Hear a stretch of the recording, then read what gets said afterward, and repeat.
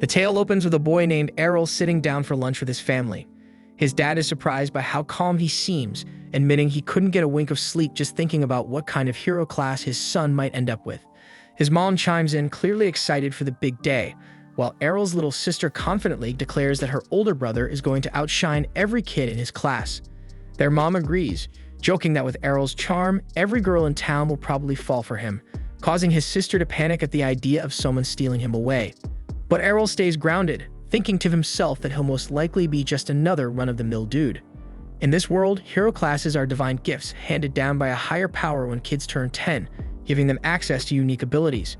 When the big day arrives, all the kids gather at the church for the blessing ritual, where a priest prepares to start. He places his hand gently on the first boy's forehead, and the kid instantly sees images of flames and hammers, confirming his role as a blacksmith. The then boy races back to his dad, beaming with pride, while the priest moves on through the line. When Errol's turn finally arrives, his sister confidently declares he's destined for something crazy strong. He walks up to the priest, cheered on by his family. Around him, people begin to whisper, jealous of his bloodline, convinced he'll inherit advanced classes just like his famous parents, Farah, the sword princess, and Leon, the archmage. Once close, Errol closes his eyes and tries to concentrate, but no vision appears.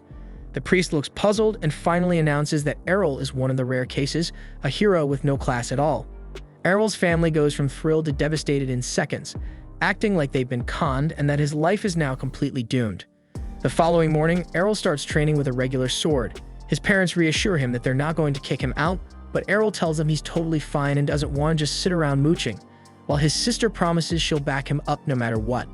Seeing how stressed they are, Errol reminds them that he's been learning swordsmanship from his mother for years, so even without a class, he can still be useful. Though in his mind, he thinks she's a terrible instructor, since every time they spar, she sends him flying across the forest with her crazy strength. After he finishes explaining, his mom tears up with pride, and his dad starts to believe he might actually land a proper job one day. But after watching them all dote on him like he's a saint, Errol gets fed up and heads off to train alone. As Errol steps into the training field, he spots two students with the swordsman class clashing blades in a playful duel. Mid-fight, the two notice Errol watching and call out, asking what someone without a class is even doing in a place like this. Errol responds coolly, saying he's here to train just like them. The boys laugh, explaining they're not training at all, they're just messing around since their class handles most of the work. Then with smug grins, they offer to show him just how much their class has improved their swordplay and jump back into sparring. As Errol observes, he can clearly see how fluid and refined their movements are thanks to their class bonus. Curious, he asks if he can spar with one of them. One of the two scoffs at the request, calling it ridiculous for someone like Errol to challenge a classed swordsman, but Errol stands firm because he doesn't think he needs a class to prove himself. Slightly offended by the confidence, the boy agrees, saying he'll gladly put him in his place. But before they begin, the boy checks if Errol still has his protection blessing, the passive safety barrier granted to everyone at birth, which slowly recharges as long as they avoid damage. Errol confirms it's fine and reassures him that he's not about to die from a spar and tells him to bring it on. Annoyed by his tone, the swordsman rushes forward and swings hard, only to be stunned when Errol effortlessly redirects his strike. A second attack comes, but Errol steps aside and counters with a clean parry. His friend, watching from the side, tells him to stop goofing around and finish it, but the swordsman replies that Errol's no pushover. Blow after blow, they clash in a string of parries until the boy realizes he's not going to win this alone, so he frustratedly calls out to his partner for backup. The second swordsman charges in from behind, but Errol senses the move and sidesteps it just in time. While watching the two stumble over each other and argue, Errol notes that their class clearly doesn't teach teamwork. Seeing the perfect opening, he goes in for the finish. The moment they look up, Errol disappears from view, then reappears under one of them, landing a clean uppercut that drops him flat. As the other tries to strike back, he ends up tripping over his unconscious partner, giving Errol the perfect shot to take him down too. With both opponents lying flat on the ground, Errol calmly declares his victory. But instead of accepting the loss, they start whining, claiming he jumped them when they weren't ready. And as the two boys start asking Errol for a rematch, he agrees without hesitation. But before they can get into it, a boy standing behind cuts through the tension and warns the duo not to be reckless, reminding them that whining about cheap shots won't save them out in real combat. The red-haired boy then glares at them, calling their behavior shameful and a stain on every swordsman out there. One of the two tries to talk back, but his friend nervously hushes him, clearly aware of the redhead's high standing. The redhead approaches Errol directly and asks if he's really the son of Farah, the infamous sword princess. When Errol nods, the boy compliments his form, saying it's clear he learned some proper blade work from his mother. But then he raises his sword and challenges Errol to a serious duel. He says that those two jokers Errol just beat don't count, they're just rookies. And this time he wants to show Errol what the swordsman class actually looks like in action. Off to the side, the two boys whisper to each other, wondering if he's the son of Evans, the village guard captain. The redhead boy confirms it without hesitation, and Errol recalls that Evans used to work closely with his mom on monster hunts. Looking at the redhead now, Errol thinks it's hard to believe he's Evans' son. He's way too pretty to be related to someone that gruff, so he wonders if the kid's gonna turn into a walking wall of muscles like his dad someday. The boy's voice suddenly shakes as he praises his father, calling him a brilliant swordsman and a wise teacher. But it clearly bugs him that Errol's mother stole the title of strongest warrior in the village. Errol picks up on the jealousy right away, and it's obvious the kid's using this duel to settle a personal grudge he has with Errol's mom. When Errol says it out loud, the redhead looks flustered, but asks if Errol honestly believes the same. And Errol smugly affirms that his mother is the strongest person in the village. The red-haired boy doesn't argue, but instead he insists that he's inherited the finest swordsmanship from his father and plans to prove that the Evans family stands above the rest. After cooling down a bit, he explains that he received his swordsman class a year ago and has been training relentlessly under his father ever since, so he believes all that hard work guarantees his victory. But Errol doesn't back down and calmly replies that he's had plenty of guidance from his own powerhouse of a mother, so he's not planning to lose either. Both of them raise their blades as the duel begins, and the red-haired boy lunges in first. Errol meets the blow with a sharp block and counters immediately, and before long, they're caught in a fast-paced back and forth. Watching them go at it, the two boys from earlier are stunned because Errol's keeping up with someone elite, even though he's got no class backing him. While observing the redhead's swings, Errol admits to himself that this guy's definitely on another level compared to the others, but his strikes are fueled more by frustration than focus. Errol bides his time, waiting for a misstep, and goes in the moment he sees an opening. But just then, the redhead unleashes a twin slice technique, knocking Errol straight into a wall. He's surprised Errol was able to block the first slash, but notices that the second hit landed clean.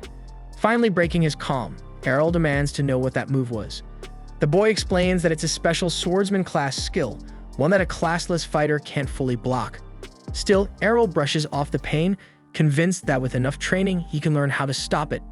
Hearing his resolve, the redhead can't help but respect him, praising his stubborn resilience. A few mornings later, Errol is snoring away deep into the day, and his sister sneaks in trying to wake him with a kiss. Just before she leans in, Errol jerks awake and knocks her away with a headbutt. She yelps, insulted, and demands a kiss as compensation while Errol walks out of the room to grab breakfast.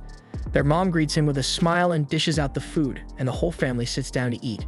His sister asks if he's off to train again, and when he nods, she gets visibly annoyed, telling him to take a break and just let her support him for once. Errol doesn't respond, gets up silently, and heads out.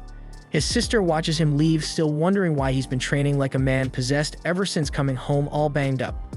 Farah gently reassures her daughter, saying that there's something she doesn't know.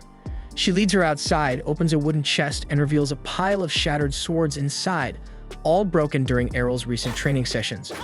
Her daughter stares, stunned, while Farah looks genuinely proud, happy that her son found new motivation after sparring with those boys. The sight makes his sister smile too, but deep down she still dreams of building a world where people without classes like Errol aren't treated like outcasts. Her mother listens with a warm expression, clearly moved by her daughter's idealistic heart. Somewhere in the woods, Errol slashes away at a target carved into a tree, then takes a few steps back to prepare another strike, and then releases a clean twin slice move just like the one the redhead used.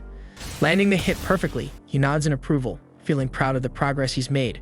While he thinks getting smacked around by the redhead was actually worth it, a goblin creeps through the brush behind him, club in hand. It leaps out to ambush him, but Errol spins around and drops it instantly with another twin slice.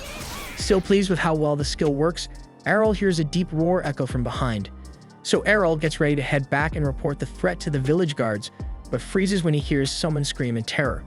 The voice sounds familiar, and realizing he doesn't have time to waste, Errol grabs his sword and sprints into the woods, telling himself he'll be okay. He crouches behind some bushes and peers out, only to see the redhead with his arm covered in blood. Standing over him is a hulking hobgoblin, and Errol starts piecing things together.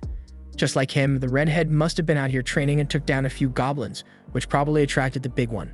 As the monster corners the injured boy, Errol quietly moves behind it and lines up the best possible angle. Taking a deep breath, he gets ready to strike, while the redhead mutters under his breath that this is the end. The hobgoblin lifts its club to finish the job, but Errol suddenly charges in and slices it down with a twin slice attack. As the beast hits the dirt, Errol thinks to himself that he's finally nailed the proper stance for the move. The redhead tries to stand but stumbles, falling into Errol's arms. Seeing his condition, Errol notices that his protection blessing has vanished and asks if he has any holy water left. The boy glances at his shattered bottle on the ground in silence. So without a word, Errol pulls out his own bottle and hands it over. After taking a drink, the redhead's wounds begin to heal, but he looks irritated at how far Errol's come. Seeing the boy's strength returning, Errol casually asks if he's feeling better, so the redhead thanks him for the water, then demands to know how Errol pulled off such a powerful technique. Errol coolly replies that it's just a basic twin slice, but the redhead pushes back, saying that people without classes shouldn't be able to learn special abilities like that. Errol replies that he pushed himself way past his limits to make it happen. The redhead looks puzzled, so Errol explains how he broke down the rhythm, timing, and movement until it clicked. Then he smirks and says that his biggest training tool is the redhead himself. Getting pummeled by that skittle over and over is exactly how he figured it out. And while the redhead tries to process everything he just heard, Errol casually tells him that he's been homing his twin slice specifically to beat him in their rematch. The redhead, clearly impressed by the dedication, agrees to take him on. Errol double-checks if he's really up for it, but the boy insists because it's the least he can do after getting saved and patched up by him. Errol blinks, surprised he actually understands how to return a favor, and the boy glares back, clearly offended by the implication. Soon they both draw their swords again and open the match by launching Twin Slice at the same time. The redhead is stunned when Errol blocks both of his strikes and then gets smacked by a follow-up attack. Confused, he demands to know what just happened, so Errol calmly replies that he threw in a third slice. The redhead glares at him and reminds him that it's called Twin Slice for a reason, but Errol shrugs and says that since he didn't inherit his skill from a class, he can tweak it however he wants. He also admits that this was the first time he managed to land that third strike properly, which only frustrates the redhead further. Thinking a class swordsman should never lose to someone like Errol, the redhead challenges him again to prove it. They ready their blades once more, and the redhead, now composed, plans to use his speed advantage to win. When both charge in again with Twin Slice, the redhead keeps his eyes open for that sneaky third strike, but even expecting it isn't enough. The extra hit still breaks through his defense and knocks him flat. Errol holds his sword to the redhead's chest and tells him this outcome was pretty much guaranteed. Grimacing, the redhead asks why the final hit is so quick, so Errol smirks and says he learned it from watching him. He explains that by slowing down the first two strikes just slightly, he loads all his strength into the third, turning it into a surprise finisher. Frustrated and feeling completely outmatched, the redhead clenches his teeth in defeat while Errol walks off, calm and victorious. A few days later, during dinner with his family, Farah casually brings up that Evans' son has headed off to train in Brescia. The name catches Errol off guard and he asks what Brescia is, so his mother explains that it's the legendary city of swords, and she herself trained at one of its top guilds before getting married.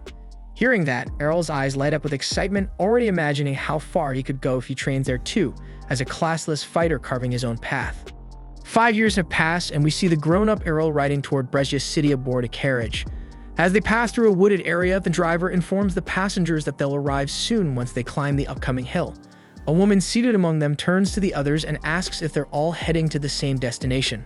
A gruff barbarian swordsman responds curtly, and she questions why he's so hostile. He points at her skimpy outfit, clearly annoyed, so she explains that minimal clothing boosts her effectiveness as a dual-blade fighter. The two swordsmen quickly start arguing, tension rising, while the driver chuckles and comments on how strong advanced classes are supposed to be. Suddenly, the carriage grinds to a halt as a swarm of wild orcs blocks the path ahead. The driver challenges the two fighters to show off their skills, but their boldness vanishes in an instant when the Orc King rises. A terrified noblewoman clings to the barbarian boy's arm, but he shoves her aside and bolts. The girl runs too, and the driver, seeing the chaos, also turns to flee. But Errol steps forward without a word and charges straight into the pack of orcs. He begins slicing through them with clean precision, and the driver spots him using a blink dash technique. Yet as the monsters close in from all sides, the driver figures there's no way Errol makes it out. Then in a blur, Errol spins like a cyclone and cuts down the entire horde, while everyone stares in disbelief. The driver immediately recognizes the move. It's Blade Dance, the iconic ability of the legendary sword princess.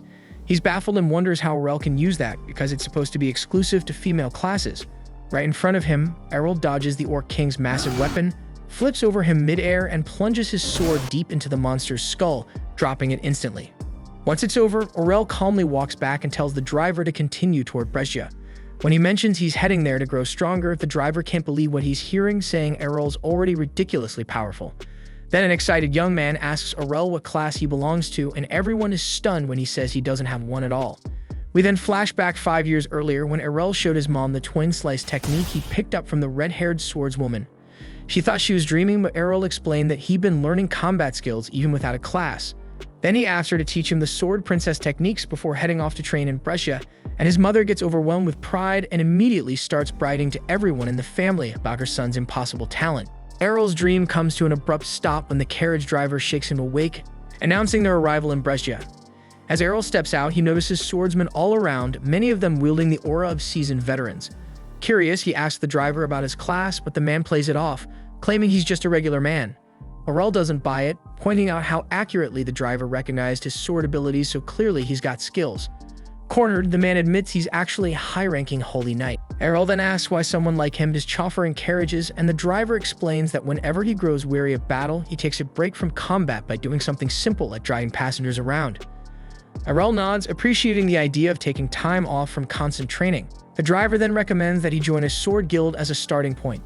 He tells Aurel that Brescia hosts frequent sword tournaments where he can earn some solid prize money. But guild membership is a requirement, so Aurel agrees with the suggestion, feeling eager to test himself against elite fighters. The driver also cautions him that there are some sketchy guilds around, so he should choose wisely. Once they part ways, Aurel turns toward the heart of the city. He spots a recruitment booth for the Cavaliers Guild, which only accepts Meg-Tech classes, and another called Sword Road, which appears open to everyone holding a sword.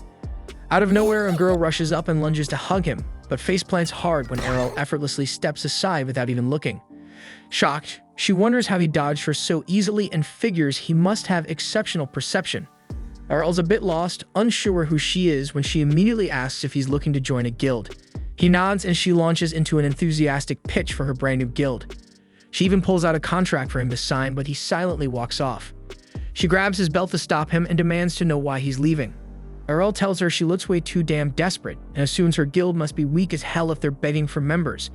She pretends they're part of a famous elite guild, but Aurel isn't falling for it and brushes her off. She quickly introduces herself as Lilia and, in a last-ditch effort, promises to go on a date with him if he joins. Aurel flatly tells her he's not interested, leaving her stunned. He walks off thinking she reminds him of his little sister, cocky attitude, flat as a board. Aurel then asks Lilia which guild is considered the most powerful in Brescia, and she instantly fumes at his lack of respect.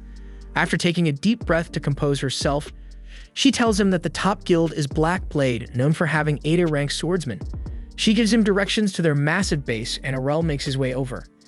At the entrance, a guard steps forward and asks his business. Aurel replies that he wants to join, and the guard directs him toward the application area. Aurel heads that way and waits in line for registration. When it's finally his turn, the receptionist informs him that the guild only accepts applicants with advanced combat classes. Aurel responds that he doesn't have a class, and the receptionist bursts into laughter before bluntly telling him to leave. The people standing nearby start murmuring about him. Aurel tries to ask if he can at least take the entrance test, stating he's confident in his strength. But the receptionist refuses, insisting the rules can't be bent. Just then, several A-rank swordsmen walk in, lighting up the room, but Aurel decides not to waste his time and walks out. He tries approaching other guilds throughout the city, but none of them are willing to give him a shot. All turn him away without hesitation. By the end of the day, Aurel feels defeated. But then he recalls that his mother once gave him a recommendation letter to help him get into her former guild. At the time, he figured she was just being overly cautious, but now he understands that she knew the kind of rejection he'd face. As Aurel makes up his mind to head to her old guild, Lilia suddenly shows up again, but he brushes past her without saying a word.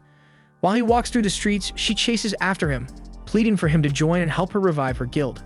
Aurel keeps saying no, so Lilia takes things up a notch and offers to lick his boots if that's what it takes.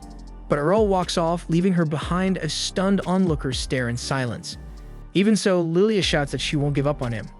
Eventually, Aurel locates the guild's address, but Lilia catches up once more. She insists he's welcome to sign up and points to the huge building nearby. Aurel is confused why a guild that big seems so unimpressive, and Lilia admits they've lost most of their old prestige. Still, she's determined to bring back the glory of the Dragon Fang Guild, the one that was once led by the legendary Dual Swords King. Hearing that name jogs Errol's memory, reminding him that his mother was once a part of that same guild in her younger days. That's when he finally agrees to take a look, so Lilia leads him inside and guides him to an open seat. Out of nowhere, Lilia's drunken father stumbles up from the couch and she instantly snaps at him. She reminds him that the doctor strictly forbade him from drinking, and besides, they don't even have money to waste on booze. But her father waves her off, clearly doesn't give a shit, and Errol suddenly realizes this man is none other than the Dual Swords King. As he spots the missing arm, the man looks at Errol and bluntly tells him to walk away because this guild's going down anyway. Lilia tries to stop him from leaving, but he ignores her completely and heads out the door. She turns to Errol, explaining that her father used to be one of Abridged's top-ranked fighters, but his career was ruined when he lost his arm. She figures there's no way Errol would stick around after seeing all this, but to her surprise, he says he's joining. Lilia thinks she's hallucinating, but Errol explains that none of the other guilds would accept him either way. She lights up and quickly pulls out a membership contract, and Errol takes a seat to sign. When he hands it back, Lilia finally notices something odd. Errol's class field is blank. Thinking it's some kind of joke, she glares at him, but Errol shows her his official certification. She examines it closely, then calmly stands up, draws her sword, and threatens to give him the deceased class herself if he doesn't get out of her guild right now. Errol asks why she's reacting like this, and Lilia shouts that she needs real swordsmen on her team. Remembering how Errol embarrassed her earlier, Lilia fumes furiously that she got humiliated by someone with no class at all. That's when a woman named Reiner walks into the room, and Lilia immediately throws herself into her arms, whining that some fraud without a class tried to trick her. But Reiner freezes and she recognizes Errol right away. Errol's confused and asks how she knows him. Reiner smiles and says they're actually from the same village. She reminds him they used to spar when they were kids, but Errol still draws a blank. Then she says they crossed paths again 5 years ago, and Errol replies that he would have remembered someone as gorgeous as her. Reiner's face goes red as a pepper, and that's when Errol finally remembers fighting a red-haired boy. Reiner laughs and reveals she's the daughter and only child of Captain Evans. Errol apologizes for not recognizing her sooner, and Reiner says it's fine, guessing her long hair probably threw him off. Thinking to himself that it wasn't her hair that changed, while his eyes drift toward her big melon.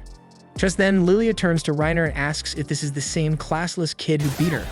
When Reiner nods, Lilia is stunned to realize it was him. Reiner, still a little sore about the past, says she's way stronger now and challenges Errol to a rematch, just like old times. The girls then escort Errol to the guild's training grounds, where Lilia can't believe Reiner is serious about dueling a guy with no class. But Reiner insists that Errol's strength is real, and she's determined to prove she can surpass him. Once they step into the arena, Lilia takes the role of referee and announces the start of the match. Reiner opens with a twin-blade strike, and Errol assumes he can block it easily. But to his surprise, her attack slices clean through his attack and lands a hit on his body.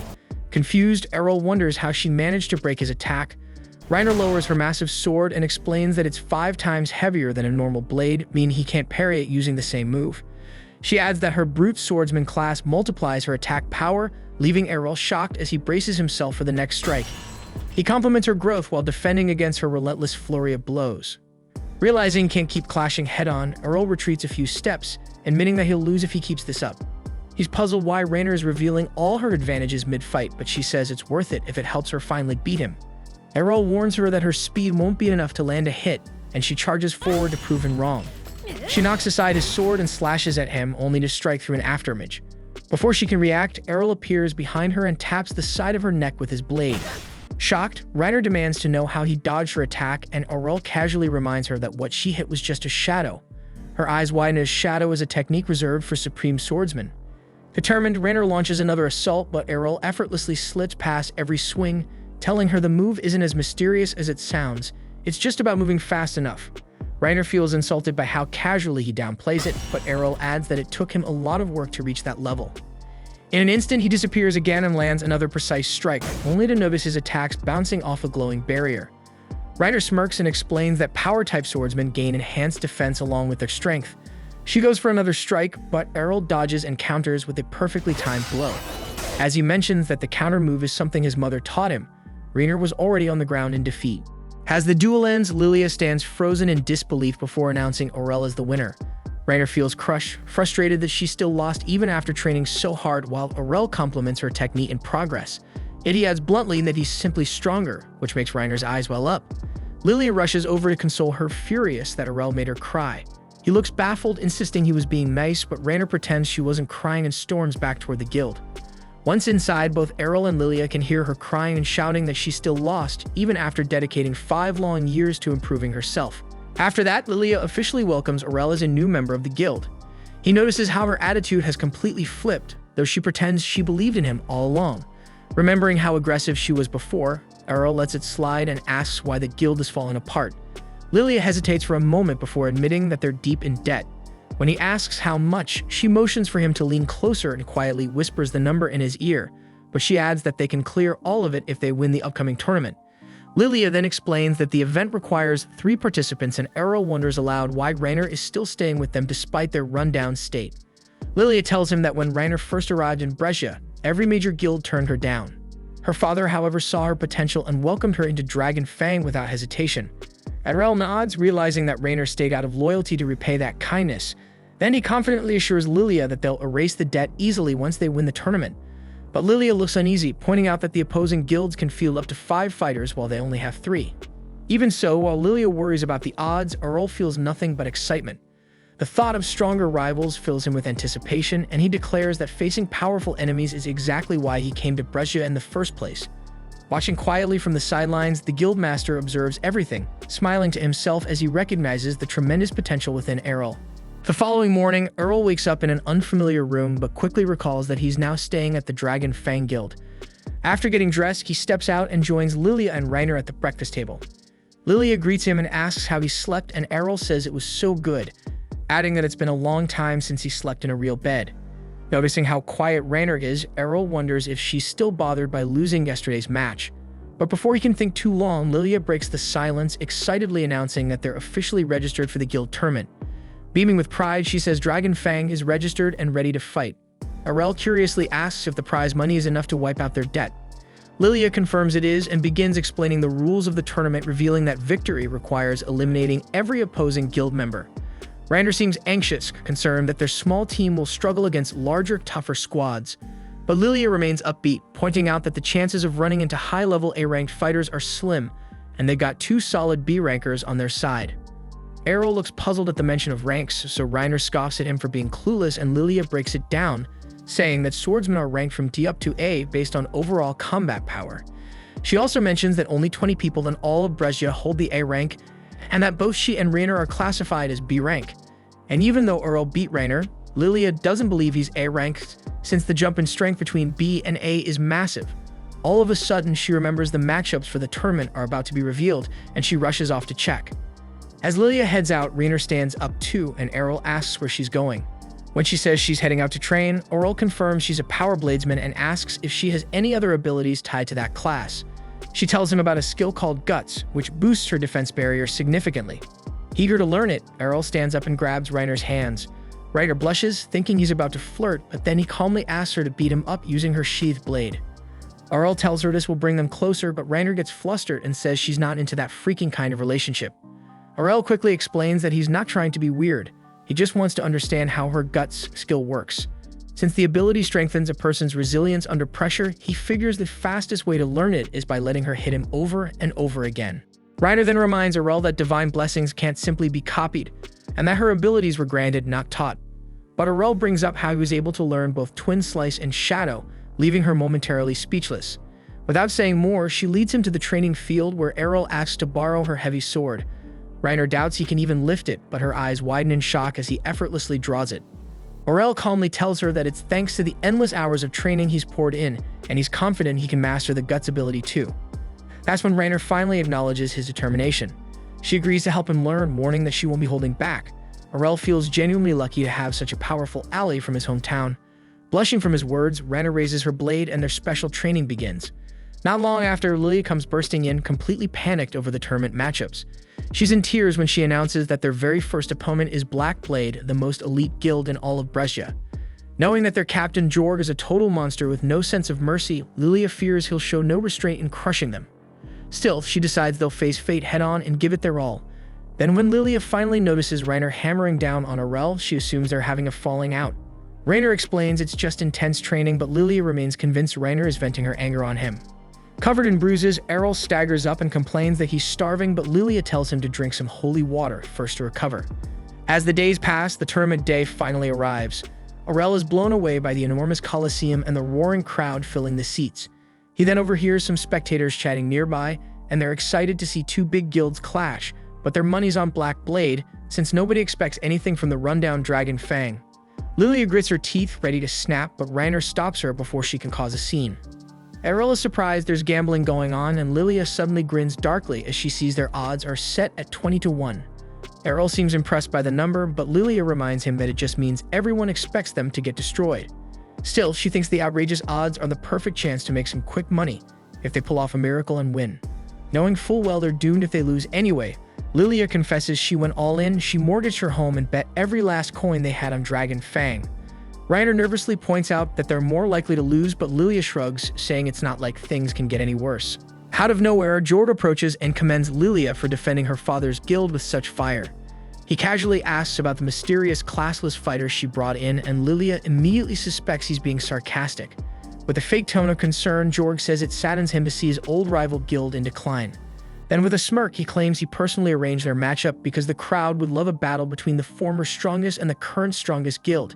He even says he did her a favor, letting her profit off the betting odds. But Jorg can't hold back his laugh, knowing there's no way she'll defeat the elite team he personally handpicked. When Lilia firmly declares they'll win anyway, Jorg walks off, leaving her boiling with rage. Errol watches quietly, seeing right through Jorg's manipulative charm and empty compliments. Later, as the match time approaches, the announcer hypes up the event and the audience explodes with excitement. Errol observes that Jorg himself won't be participating and wonders if the guild master is showing mercy. Lilia quickly shuts that down, reminding him that Jorg's members are all A rankers, and Reiner agrees that they're definitely not pulling any punches. But that only makes Errol more eager to face off against high-level swordsmen.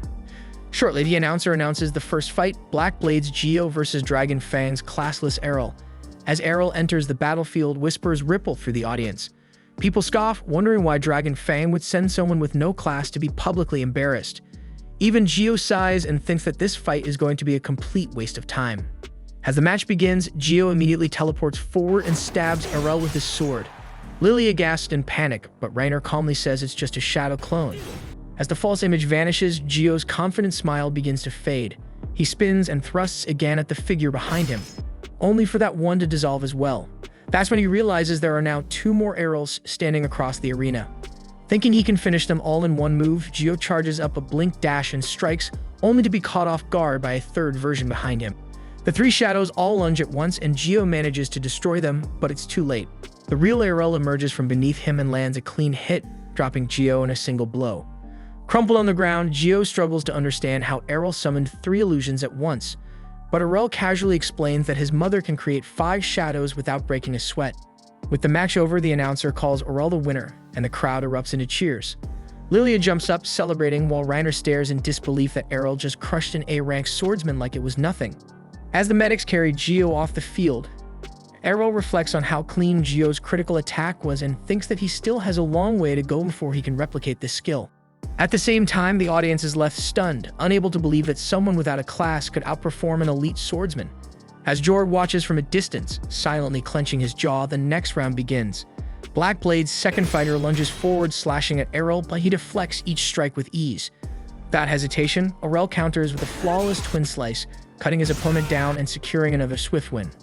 In the following bout, Errol faces an agile fighter wielding a dagger for close-range combat. Before the man can react, Errol vanishes like a phantom and reappears behind him, knocking him out cold. Even Reiner and Lilia are caught off guard because he's just scored 3 victories in a row. Ryder turns to Lilia and asks why she isn't stepping in to fight yet. Lilia, knowing full well she'd stand no chance, decides to focus on cheering instead. She gets Reiner to join in, and they both watch as Errol takes on his next challenger, a heavily armored shield user. Errol dodges every strike with precision while his opponent glares, accusing him of lying about being classless. Errol compliments the man's technique, saying he'll need to wear him down over time since breaking through his defenses head-on isn't an option. But the shield bearer scoffs, insisting someone with no class shouldn't even be able to fight him at all. Errol responds that everything he has came through relentless effort. The shield fighter dismisses that, saying effort alone can't compete with the power granted by classes. He then fakes a sword swing and rushes in with a shield bash instead, but Errol sees right through it and counters mid-move using his newly learned foresight ability. The parry knocks the shield out of the man's grasp, stunning him. He wonders if Errol picked up the technique by watching his previous opponent. Errol admits to himself that he's still a long way from mastering it. but he's gotten good enough to replicate it mid-fight. Then Errol nails him with another counter kick, impressing even his foe with how quickly he learns. Then Errol calmly walks over to the fallen shield and picks it up. Infuriated, the swordsman charges at him in rage, but Errol casually dodges and finishes him off using the exact same shield counter against him. With that, the announcer declares Errol's fourth straight win, and the crowd starts whispering in disbelief and questions if he is really classless. So the tournament officials step in and demand proof. Errol agrees without hesitation, handing over his class card. The announcer places it into the verification crystal, and the entire stadium goes silent as the orb confirms its authenticity. Now, even Jorb begins to feel the sting of defeat creeping in. Even Reiner starts believing they might actually win this thing. Lilia, however, is fuming because if she had known Errol was this strong, she would have sold her family heirlooms to bet even more on their victory. Reiner admits she never expected him to grow this powerful, and starts wondering how exactly Errol trained over the last 5 years to become the fighter standing before them now. At the same time, Lilia is already daydreaming about marrying Errol, convinced that even if the guild collapses, she could rebuild it easily as long as he's with her. While she quietly plots her romantic strategy, Errol can't help but sense a sinister aura radiating from her and feels uneasy. Soon after, the announcer introduces Black Blade's final competitor, Master Masamune. Errol immediately notices that he's wielding a katana, and Reiner quickly identifies him as a rare samurai-class swordsman. Since Masamune has never fought publicly before, Lilia assumes he's Black Blade's secret trump card for the tournament. As the match begins, Masamune stands motionless, hand resting lightly on his sword, his calm composure alone radiating danger, and Errol feels the pressure building in the air. Seeing his hesitation, Masamune smiles faintly and says he's only waiting for Errol to step closer so he can unleash his ultimate move. Errol smirks back and begins to approach, surprising Masamune, saying they can't just stand around forever, and he wants to see the swordsman's strongest technique for himself. Masamune chuckles softly, warning that if he uses his final strike, Errol won't even see it happen. But Errol, confident in his own speed, keeps moving forward. He notes that Masamune's blade is still sheathed and guesses that he'll release everything in a single decisive draw. Errol considers using his shadow technique, but decides it's pointless because Masamune's focus is too sharp for illusions. He stops right before him, realizing that this battle will be decided in one strike. Both stand perfectly still, holding their breath. Then as Errol takes one final step, Masamune moves and his blade flashes like lightning. But in that instant, Errol vanishes. Masamune's eyes widen because Errol didn't dodge with an illusion, he vanished with his real body. Behind him, Errol's voice calmly praises Masamune's incredible speed, but says the person who trained him was far faster. Then Errol unleashes Piercing Tempest, the Sword Princess's signature finisher, striking Masamune with a storm of slashes that sends him crashing to the ground.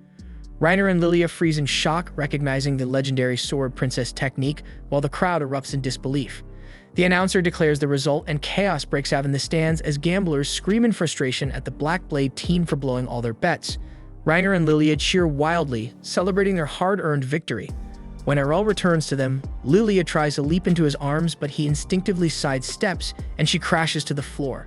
He apologizes, saying it was just a habit he developed dodging his younger sister's surprise hugs. Lilia immediately cheers up when she remembers the massive payout they'll get, while Errol turns to see Reiner standing nearby with her arms out, waiting for a hug. Realizing what she's doing, Reiner blushes furiously and drops her hands, but Errol tells her that he wouldn't mind hugging her as long as she's not wearing armor. Lilia immediately volunteers to take her place, but Errol dodges her again, letting her fall face first once more. Watching from afar, Jorg grits his teeth, seething with rage as he silently vows to make them pay for this defeat. That night, when they made it back to the guild hall, they kicked things off right away with drinks flying left and right. Errol was still stunned that Lilia was even legal to drink, but she insisted she was a full-grown adult, even if she looked like she belonged in middle school. She still couldn't wrap her head around the fact that Errol managed to wipe out 5 elite-grade swordsmen from the strongest guild in the entire damn nation on his own. She figured this was her shot, and if she played her cards right, she could ride his fame straight out of the gutter. She boldly asked for his hand in marriage, swearing she could give him anything he wanted, but Errol, being the stone-cold Sigma he is, shot her down hard and said he'd rather take someone like Reiner. That hit Reiner like a truck, making her face light up red as she jumped from her seat, snapping at Errol to quit saying dumb shit just to dodge Lilia. But Errol was dead serious and asked what made her think he was joking, and she fired back when they were kids, he called her a dude during a sparring match. She said everyone who met her said she lacked any kind of feminine appeal, but Errol could clearly spot 2 legendary assets in front of him and didn't seem to agree. Lilia quickly picked up on the fact that Reiner had no clue how to play her own damn hand, so she figured she didn't have much competition. Sliding in closer, she started caressing Errol's thighs, saying he must be sore after all the fighting earlier, and whispered that he should stop by her room later. Rainer immediately panicked and told her to stop being so damn creepy, but Lilia just smirked, saying all she planned to do was give him a proper massage to help him unwind after such a rough day. To her surprise, Errol replied that he'd much rather get one from Rainer instead. But his idea of a massage was basically getting his ass handed to him by Rainer at the training yard while he pushed himself to learn the same reinforcement magic she used with ease thanks to her skill set and class perks. Lilia stood up on the balcony watching the chaos, wondering if Errol even knew what a real massage was supposed to feel like. The non-stop clanging and yelling finally woke up Lilia's dad, who staggered out of the house, totally wrecked from drinking, groaning about the racket, and grumbling that there was no need to take out their pre-tournament stress in the middle of the damn night. But Lilia tells him straight up that they actually won the match and not against just anybody, but against the current strongest guild out there. That instantly catches his ear, though in his head he figures Black Blade must have thrown in some rank B or C newbies just to get wiped. Then Lilia drops a bigger surprise, saying every single one of them was A tier. And not only that, but Errol took them all down on his own without backup. That snaps her dad out of his booze haze as he stares at Errol, all bruised and busted up, trying to figure out if this kid is really the real deal.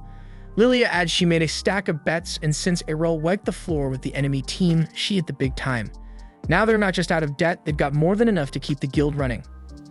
Her father stays skeptical, saying that if the kid really is that strong, then it's just a matter of time before some bigger and richer guild comes to scoop him up, so she better not get too comfortable. But Lilia fires back that there's nothing to worry about since she's planning to marry Errol anyway, and once that happens, he's locked in for life. Errol shuts that idea down right away, then shifts his focus to her dad. He says Lilia might be a stubborn little pain, but at least she's not some quitter who bailed on everything. That was a clear shot at her dad, who glares at him with warning in his eyes. But Errol just keeps going, telling him to stop sulking and start acting like someone his age, especially since he still has one working hand and could damn well use it to swing a blade. That sets him off, and he grabs Errol by the collar on the spot and tells him to stop talking about things he clearly doesn't understand. He says a dual-wielding swordsman who can't dual-wield anymore is just a waste of space. Errol doesn't back down and says he disagrees since he's a classless fighter still pushing forward and trying to make something out of nothing. Her dad shoves him back and walks away without saying another word, heading upstairs. Lilia and Rainer rush over to Errol, checking if he's alright. Lilia apologizes for what her dad did and thanks Errol for speaking up. Errol says even with one arm gone and years of doing nothing, her dad is still insanely strong, and it's a shame all that strength and experience is going to waste. He starts thinking about all the cool skills he could pick up from a guy like that and makes a promise to himself to get Rod to grab that sword again. Lilia hears him talking about learning and casually brings up the dungeons under the city as a good place to start.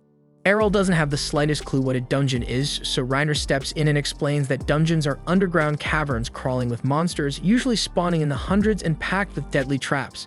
It's one of the best spots to rack up combat experience, sharpen new techniques, and level up fast, especially with the Sword God Cup coming up. Errol clearly has no idea what she's on about, so she breaks it down further. Every year, the city throws a massive tournament where the top swordsmen from across the country show up to prove who really sits at the top. Without wasting time, Lilia whips out a registration form and tells Errol to fill it if he wants in. But right in front of her, to Rainer's total shock, he tears it clean in half. Rainer looks stunned and asks if he's seriously skipping the contest, but Errol says Lilia tried to slip one past him and had handed him a damn marriage certificate instead. Lilia laughs it off, saying she was just messing around and wanted to see how far she could push it. But Errol's had enough of playing nice, and he grabs her from behind and locks her in a rear naked choke just to teach her a lesson. By the time morning rolls in, Errol wakes up with Lilia trying to launch some kind of sweet ambush, but he reacts fast, dodges her, and ties her to the bed before heading out like nothing happened. Later that same day, the whole crew heads toward the dungeon grounds, where Lilia starts explaining the basics. Every adventurer stands on a teleportation circle, which lets them jump to a dungeon floor they've already been to, and you can't skip ahead to new levels unless you've physically been there before. Lilia brags she's made it to level 12, while Rainer has hit floor 14. Errol decides on the spot to head straight to the 14th floor with Rainer, but Lilia cuts in and says it doesn't work that way. Unless he's been to a level himself, the circle won't let him teleport there. That was a letdown since Errol wanted to jump into the deep end and fight the strongest monsters right away. Lilia tells him to chill, saying she knows a shortcut that can take them down to the lower floors pretty fast. Everyone agrees to the plan, but Lilia tries to peel Errol off from the group, saying Rainer can continue her own floor 14 run and that Errol doesn't need two guides. She grabs his arm and starts pulling him aside, but Errol's not that easy to trick. He shuts her down and tells Rainer to come with them anyway.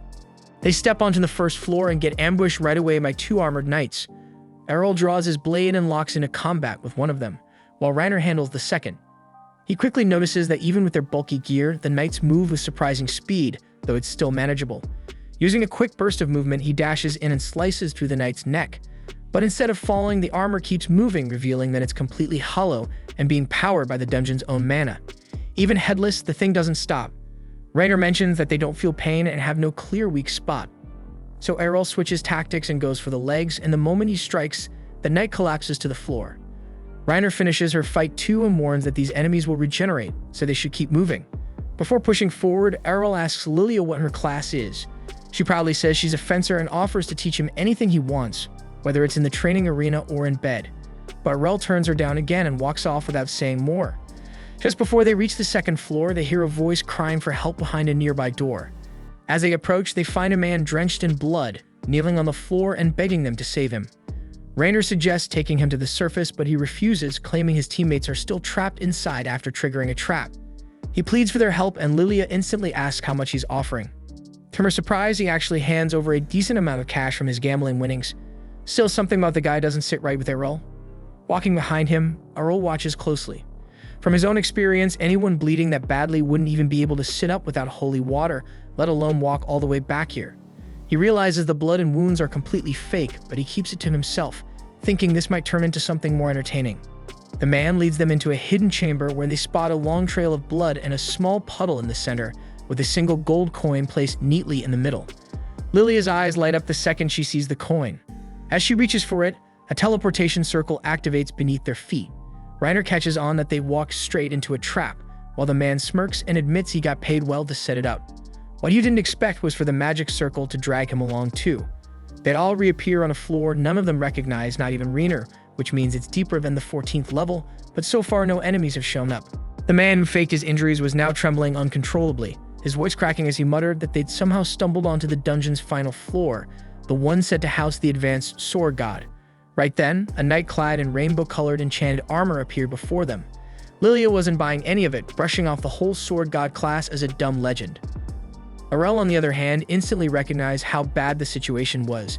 He shoved Lilia to the ground just as the sword god unleashed a high-speed slash that tore straight through the dungeon walls.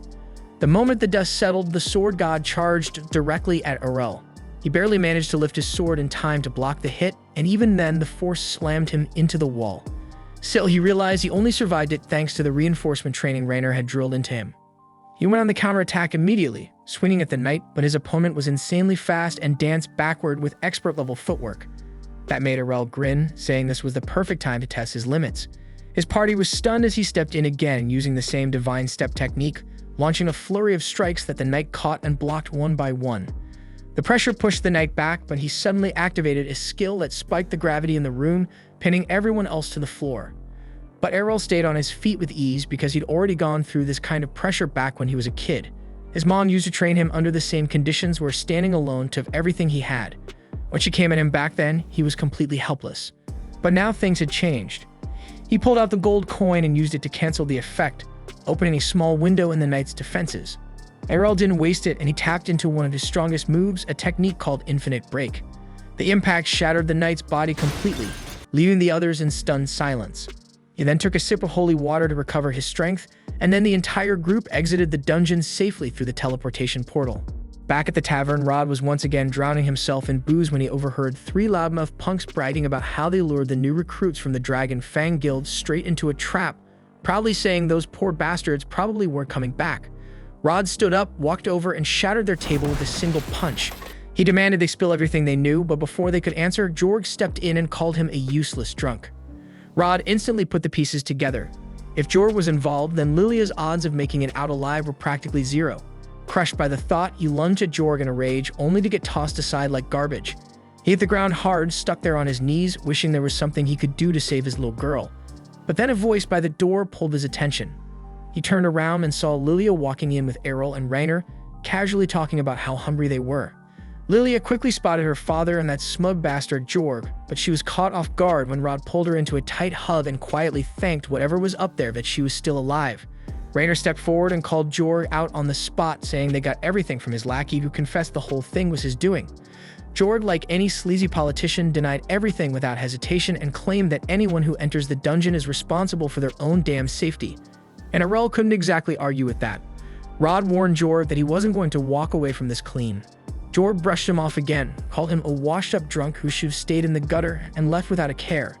Arel just stood there wondering what kind of garbage he'd have to deal with next. A few days go by and Lilia receives a scroll containing the full lineup for the preliminary brackets of the tournament. To her dismay, she discovers that she's in the same bracket as Arel, a revelation that immediately deflates her confidence, as it means she now has virtually no chance of winning the prelims and representing her guild in the main event. Arel, slightly puzzled by how the preliminaries work, is quickly brought up to speed by Raynor, who explains that the Sword God tournament draws such an overwhelming number of participants that it's impossible to include everyone in the main bracket. As a solution, the city runs a preliminary round where participants are sorted into random brackets based on a dice roll. It's entirely luck-based who ends up facing whom, and the winner of each bracket earns direct entry into the official tournament. Looking over the scroll Raynor is holding, Arel notices that she's actually placed in a different group than Lilia. She quietly breathes a sigh of relief and offers a silent prayer of thanks, knowing she wouldn't stand a chance against him if they had been matched. She then starts praying again, this time for a smooth path through her prelims. When Arel jokingly teases her about having unresolved daddy issues, Lilia cuts in, saying it's time to return to the dungeons for more training. Arel, on the other hand, seems completely fed up with dungeon crawling and just wants to bail. Lilia tries to play the charm card, insisting that she needs a strong man to protect her if anything goes sideways. Raynor, watching this unfold, makes a mental note of how helpless she sounds and quietly vows to give her a lesson or two about standing on her own.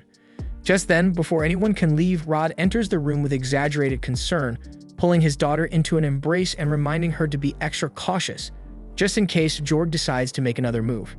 Lilia sees the fear in her father's expression and promises to be careful before heading out. As Rod turns around, he finds Arel silently watching him with a judging stare. Rod defends himself, saying there's still time for him to get his act together and be a better father. Arel simply smiles and responds that it's never too late to be a decent person, then walks off. 2 weeks later, the day of the preliminaries finally arrives. The matches kick off as crowds roar from the sidelines, cheering on the fighters as blades clash and sparks fly. Bit by bit, the ranks begin to thin as combatants are knocked out, and Lilia unfortunately ends up losing her match without even making it far enough to face Arel. Lilia then sulks quietly in the corner, brooding over the outcome and clearly disappointed, as she had at least hoped to make it to the finals this time. But Arel shows no sympathy for her frustration, casually remarking that all her concern about being in the same bracket as him was pointless because she would have lost either way. His bluntness only deepens Lilia's gloom, but she quickly gathers herself and warns him to stay alert, even with his strength, since the other finalist in their group has a few tricks that might catch him off guard. Arel, on the other hand, doesn't seem remotely concerned and remarks that he's already encountered nearly every kind of technique during his battles inside the dungeons, so it's unlikely this opponent would catch him off guard. Still, Lilia remains unconvinced and explains that the red-haired swordswoman is actually a magic swordsman, someone who could channel spells through her sword, enhancing it with mana and added force. That detail catches Arel's attention, as he hadn't expected the tournament centered on pure swordsmanship to allow the use of magic. But Lilia clarifies that it doesn't matter what class you belong to. As long as you're affiliated with a guild, you're qualified to compete in the tournament. Just then, the announcer calls for Arel to take the stage, and Lilia wishes him good luck. He makes his way into the arena and comes face to face with the red-haired girl, who bluntly declares that she's a magic swordsman and that her class is fully recognized in the tournament. She adds that she doesn't want to hear any whining about the match being unfair just because she uses magic. Arel calmly responds that he has no complaints. Whoever fights best deserves the win. With that, the announcer signals the start of the match, and the red-haired swordswoman immediately launches a series of fireballs at him. Arel moves with precision, dodging each blast like he's in a scene from The Matrix, deflecting a few and slicing through others midair. She continues the relentless assault, her mana seemingly endless, but Arel maneuvers through the barrage and manages to close the distance between them. He strikes with intent, aiming to end it quickly, but she blocks just in time and counters with another fireball, forcing him to retreat. As the duel continues, Arel begins to analyze her rhythm and notes aloud that it must be convenient to switch so easily between long-range and close-quarters combat. She smugly replies that her talents are natural, and someone like him without a class could never hope to match her. But Arel fires back, pointing out that while she dabbles in both styles, she has yet to truly master either one. That really sets her off, and she furiously vows to make him eat his words. She channels her magic into her sword, igniting it in flames, and proudly declares that only a true magic swordsman can wield a weapon like this. With that, she swings the flaming blade, sending a wave of fire trailing toward Aurel, who calmly steps aside and cuts right through it. Still, even he begins to struggle to predict her next move, thrown off by the unpredictability of her footwork and sudden attacks. Acknowledging her skill, Aurel comments that she must have spent a fair amount of time honing her craft. But then without warning, he plants his feet and stops moving altogether, effortlessly deflecting each of her fire-infused strikes from a single position, showing her what real technique looks like. He remarks that if her foundation in swordsmanship had been more solid, even if slightly above the average, she could have made things far more difficult. But at her current level, she barely stood out from a background NPC. The words cut deeper than a sword. Humiliated and rattled, the girl lashes out wildly. Aurel seizes the opening and unleashes a twin slash that extinguishes her flames instantly, leaving her stunned. Before she can even register what's happened, he uses Blink's step to teleport behind her and knocks her out cold with the blunt end of his sword. The arena erupts in applause as the judges officially declare Aurel the victor of the fourth bracket. But while the crowd cheers, Aurel is already deep in thought, wondering how he can replicate and refine the techniques she just used against him. A few days later, the final tournament is about to begin. Lilia returns to the guild house and tries to wake her father, insisting he join her to watch the event and cheer for both Aurel and Rainer, who each won their respective blocks and earned a spot in the main tournament. Without even opening his eyes, her father tells her to go on her own because he isn't interested. Try and provoke him, Lilia accuses him of being too scared to face Jorg. That gets a reaction as Rod snaps back, insisting he's not afraid of Jorg. But his anger quickly fades, and for a moment he lowers his guard. In a rare display of honesty, he tells her that he picked up his sword again yesterday and realized just how rusty he's become. So rusty, in fact, that he doubts whether he could even win the Sword God tournament anymore. Lilia is instantly furious, reminding him that she didn't even qualify for the prelims, so hearing a man who still could make the finals calling himself rusty is beyond insulting. She tells him to take a good look around. Most swordsmen train their entire lives and still don't make it past the first round, while he still has what it takes to stand among the top. Eventually, Rod agrees to come along, and as they make their way to the stadium, his thoughts drift back to the days when he trained Rainer, back when he still had both arms before becoming the one-armed relic he is now. He reflects on those memories with quiet warmth and finds himself wondering how Rainer will fare today. After all, she's his oldest student at this point, and he feels a deep connection to her progress. Meanwhile, inside the tournament grounds, Rainer appears to be on edge, her leg jittering nervously as she stares at the floor. She suddenly jumps in surprise when Aurel appears beside her, asking whether she's afraid they'll end up facing each other right off the bat. The question snaps her out of her anxious thoughts, and she instinctively tries to punch him, but Aurel catches her fist mid-air just as the judges announce the opening match. Jorg, the reigning champion, will face Aurel, the mysterious, classless swordsman who's shocked everyone with his undefeated run so far. Aurel rises to head to the arena, and Rainer gently grabs his hand to wish him luck. Aurel then steps onto the battlefield, and from the stands, Lilia yells out, cheering him on with a crude but heartfelt battle cry, telling him to crush Jorg and shred him into 64 pieces. But the moment Aurel spots Jorg emerging from the opposite side of the arena, something immediately feels off and his instincts go on high alert. Jorg's eyes are glowing purple, a sharp fang protrudes from his mouth, and a single twisted horn juts from his head, so he looks like he's been possessed by something demonic. Aurel's senses flare as he realizes this isn't going to be a normal fight, but it's Rod who puts the pieces together first. The moment he sees the weapon Jorg is wielding, he shouts out a warning to Aurel, ordering him to stay back. The sword in Jorg's hand is not just any blade, it holds a powerful demon sealed within. Jorg speaks, but even his voice has changed, deeper and distorted, as he calmly admits he didn't expect anyone to recognize what he's become. Lilia, clearly unsettled, doesn't understand that Jorg should know exactly who Rod is. But Rod explains that this isn't Jorg speaking anymore. The demon inside the sword has taken over completely, which means Jorg no longer has control over his actions.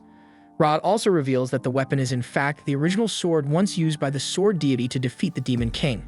However, before his death, the Demon King cursed the blade, tainting it so severely that it was supposed to be sealed away forever in the royal vault. The demon grins, stating that although he was sealed away for centuries, he remained patient, waiting for the day someone would come along to set him free and claim his power. And that day finally came with Jorg. With a voice that echoes across the stadium, he declares his identity to all present. He is Gelda, the destroyer of mankind. The announcement sends a chill through the crowd, and even Rainer rushes outside wide-eyed. She admits she always believed Gelda was just a legend, a bedtime horror story to frighten children. The demon who, according to myth, had the power to wipe out the entire world.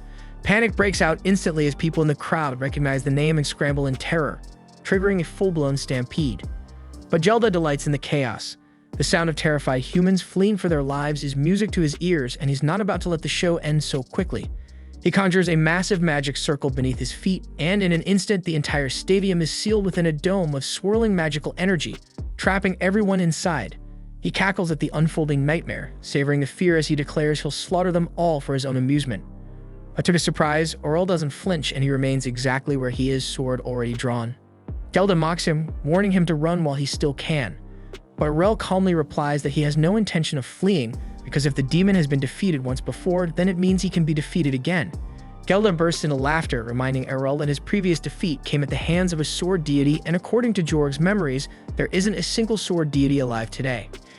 Aurel, however, fires back that there is still one left, and it's his own mother. And even if he wasn't born a sword deity, he's confident he can still bring Gelda down.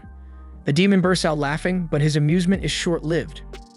Aurel vanishes from sight, dashing forward with such speed that Gelda is forced to step back and counterattack. Aurel deftly evades the incoming blows, and Gelda freezes in disbelief because he just witnessed the divine step technique, a move only sword deities are said to possess. However, Aurel doesn't give him time to think and keeps using the divine step, appearing and striking from multiple angles, pressing the demon hard. But Gelda quickly regains his composure and smirks, reminding Aurel that he's fighting within the body of a sword emperor, so these attacks won't inflict much harm. With a burst of speed, the demon launches into the air and crashes down on Aurel's shoulder, slamming him hard into the ground. He believes the boy has finally fallen, but when the dust clears, he's stunned to see Aurel still standing, barely scratched. Thanks to his rigorous training under Rainer, Aurel had managed to absorb the full force of the blow. The sudden resistance shakes Gelda, who lunges forward to retaliate, but Aurel remains composed, casually batting him aside before launching a devastating counterattack. Activating his infinite break technique, Aurel assaults the demon with a relentless flurry of slashes, striking from every direction and completely overwhelming him in a blur of speed and precision. The brutal barrage triggers Gelda's deep-seated trauma, as he instantly recognizes the unmistakable techniques of a sword deity. He refuses to believe that a mere boy could wield such divine mastery, but before Gelda can even think of a counter-strategy, Aurel unleashes a powerful finishing strike that sends the demon crashing into the ground, shrouded in a thick cloud of dust. The crowd erupts in applause, believing Aurel has vanquished the demon for good, but Gelda is far from finished. His true body was never Jorg, it was the sword itself, so all Aurel's damage had only harmed the host. Still very much alive, Gelda begins desperately searching for a new vessel. In a split second, he hurls himself toward Rod. Reacting instantly, Aurel shoves Rainer out of harm's way while Rod steps forward, placing himself between the demon and his daughter. As the dust settles, a chilling scene emerges and we see Rod standing motionless, the cursed sword in his hand and its blade now pressed against Lilia's throat. Aurel clenches his jaw, furious with himself for overlooking the sword. He now realizes that he should have targeted the blade, not Jorg's body. But it's too late. Gelda snarls a threat, warning Aurel that if he so much as flinches, Lilia dies. But Aurel moves freely, defying him and tells him plainly that he can't kill her. Rainer is stunned, unable to understand why he's provoking a demon. But when Gelda tries to force Rod's hand to strike Lilia, it doesn't move. So Aurel explains that Rod's will is far stronger than Jorg's ever was, so possessing him won't be so simple. Rod suddenly thrusts the sword into the ground, releasing Lilia from its grip. Gelda tries to fight back, attempting to regain control, but Rod doesn't give in. With a force of will that shocks even the demon, he rips himself free from Gelda's influence and hurls the cursed sword toward Aurel. Without hesitation, Aurel cuts it cleanly in mid-air, reducing it to nothing but dust, ending the demon for good. Later that day at the guild, Rod rediscovered his enthusiasm for swordsmanship. And thanks to all the attention Aurel brought to the guild, a surge of new applicants has arrived, eager to be trained. As Rod rigorously puts them through the ringer, he shouts at them to stop relying so much on flashy skills and start learning how to actually defend themselves. The students, battered and exhausted, plead for mercy, insisting they can't take much more of this brutal training. At the same time, one of the trainees is crouched behind a nearby wall, trying to avoid the chaos, when Lilia happens to catch sight of him. She questions why he's slacking off when everyone else is supposed to be training, but he confesses that Rod is just too intense and he needed to catch his breath. Lilia acknowledges that her father has definitely become more passionate about swordsmanship ever since he met Aurel. Speaking of Aurel, the student asks where he is since he hasn't shown up all day. Lilia then reveals that Aurel actually left the guild recently and Rainer's gone too because she ran off to find him. Lilia has been holding it together until now, but the moment she says it out loud, her emotions catch up with her and she breaks down in tears, feeling it's unfair that Aurel would leave her behind without saying anything. As for Errol, he's currently on his way back to his hometown. During the ride, the driver is shocked to learn that Errol managed to win the Sword God Cup during his short time in the city. He asks if Errol is really okay with leaving now, right at the peak of his fame, but Errol explains there's nothing left for him to gain by staying because he's learned everything he could.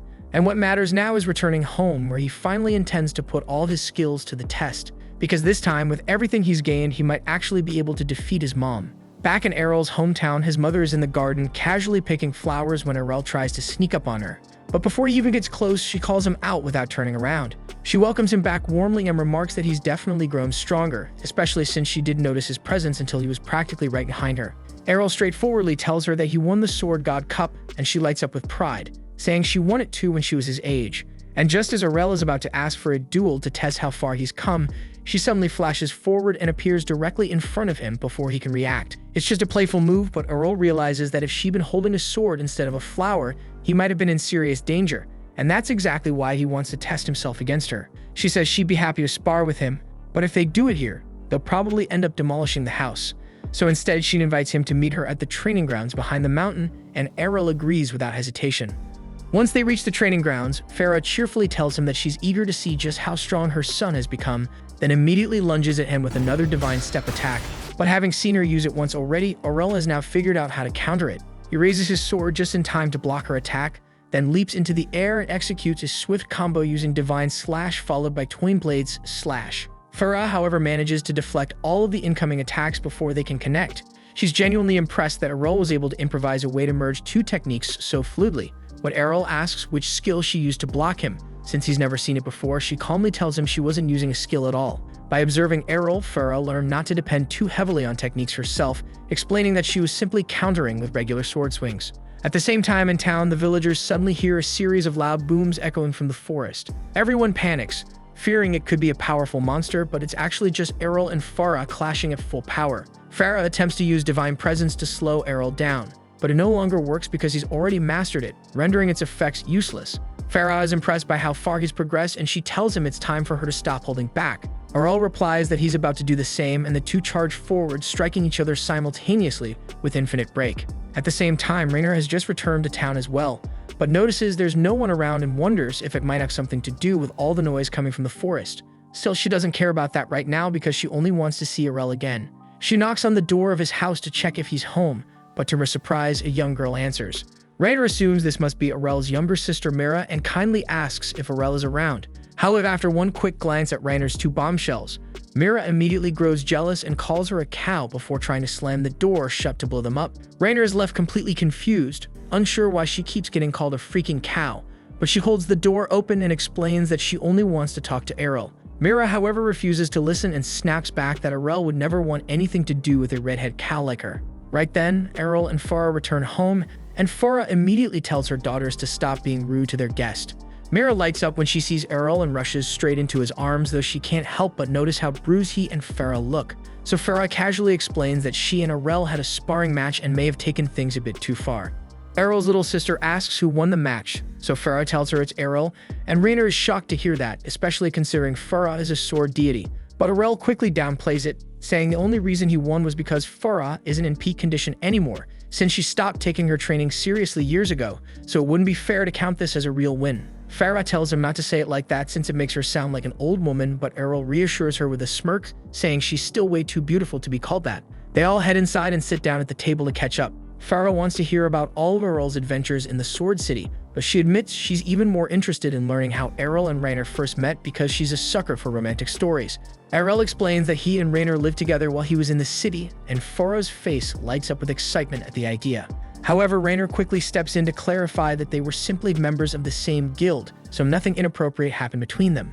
Errol then asks Rainer why she came to visit all of a sudden, and she replies that she wanted to know why he left the guild so abruptly. Errol looks puzzled because he's pretty sure he handed in an official resignation before departing, so it's not like he just vanished without a word. But Rainer says that's not what she meant. What upset her was that he didn't say goodbye in person, and he just left without so much as a word, and she thinks he couldn't at least done that, and Errol admits he didn't really think much about it at the time. Farah then steps in and says she's happy that Errol has a friend who cares enough to come all this way just to check on him. But Rainer points out that this also happens to be her hometown, so she would come back eventually anyway.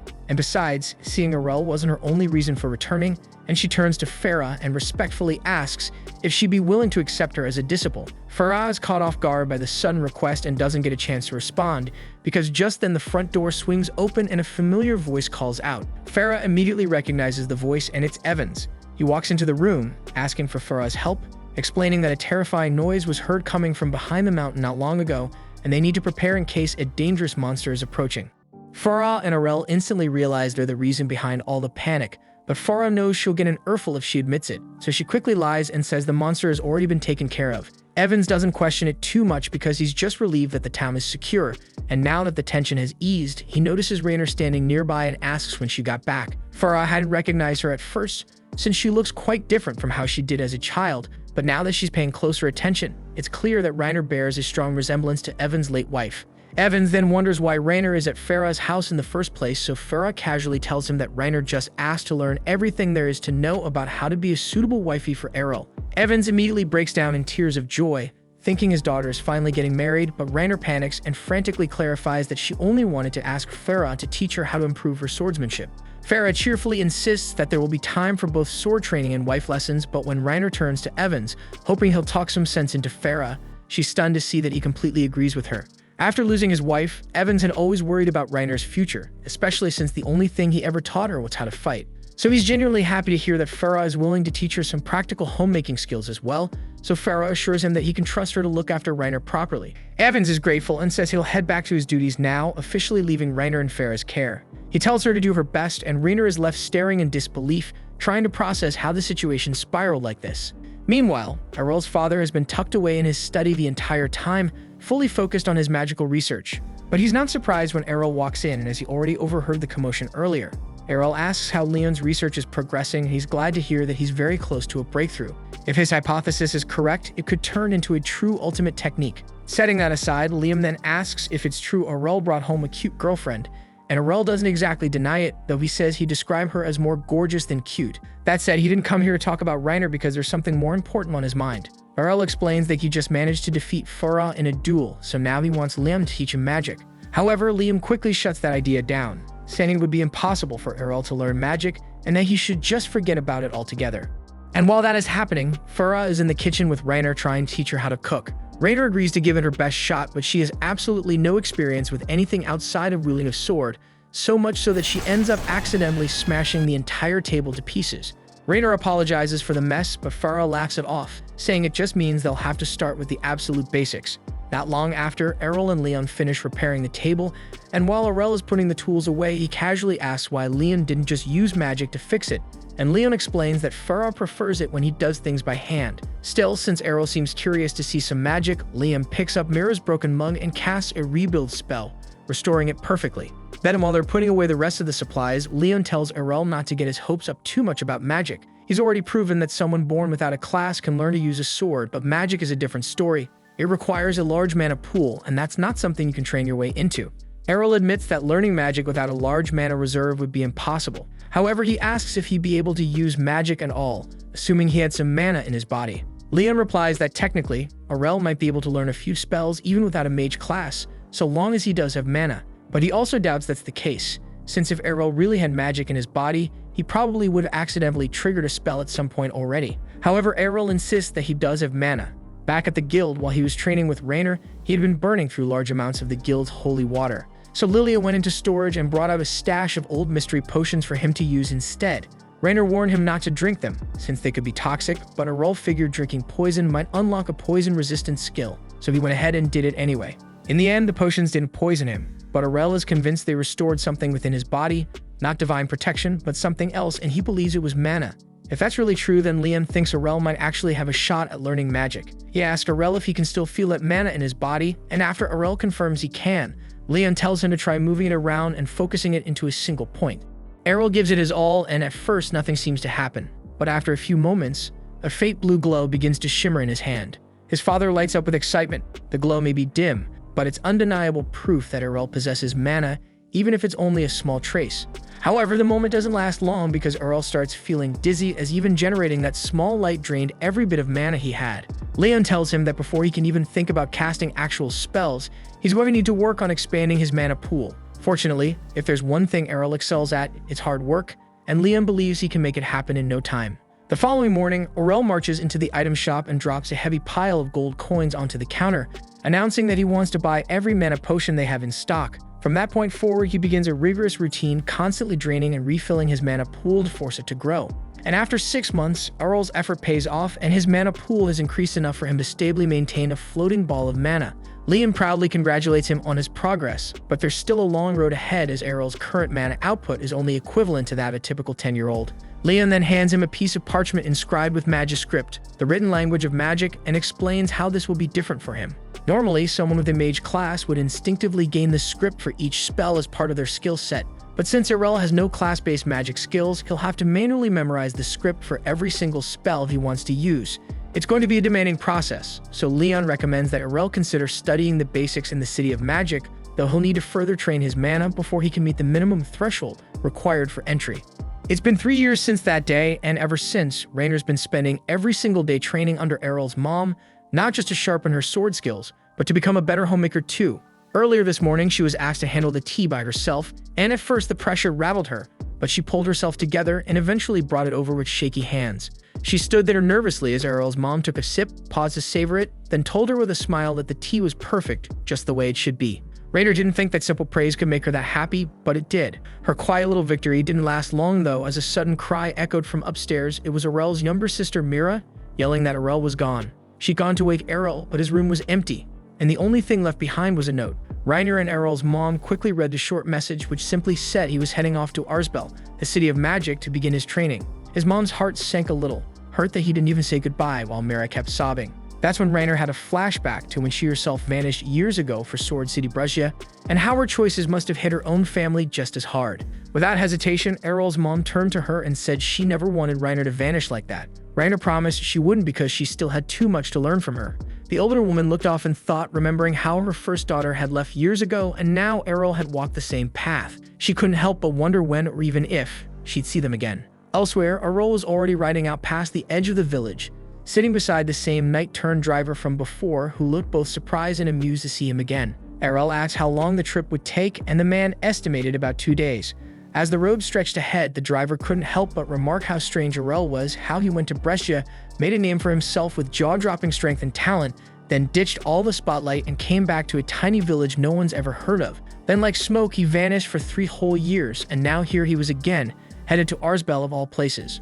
Errol just shrugged it off, saying he wanted to take a shot at the exams and see how he measured up against the rest. Out of nowhere, a red-haired kid pipes up and asks Errol if he's heading to the entrance exam for the Magic Academy too. He finds it odd though, since Errol looks way older than the typical first-timer, but before Errol even gets a chance to answer, a sharp-tongued, blue-haired girl jumps in, scolding the boy for being rude and assuming things, and she says it's clear that Errol must have been failing the exam year after year. Just as Errol opens his mouth to explain that this is actually his first time going to that city, the girl cuts him off again, saying it's really inspiring to see someone so weak still trying to push past their limits.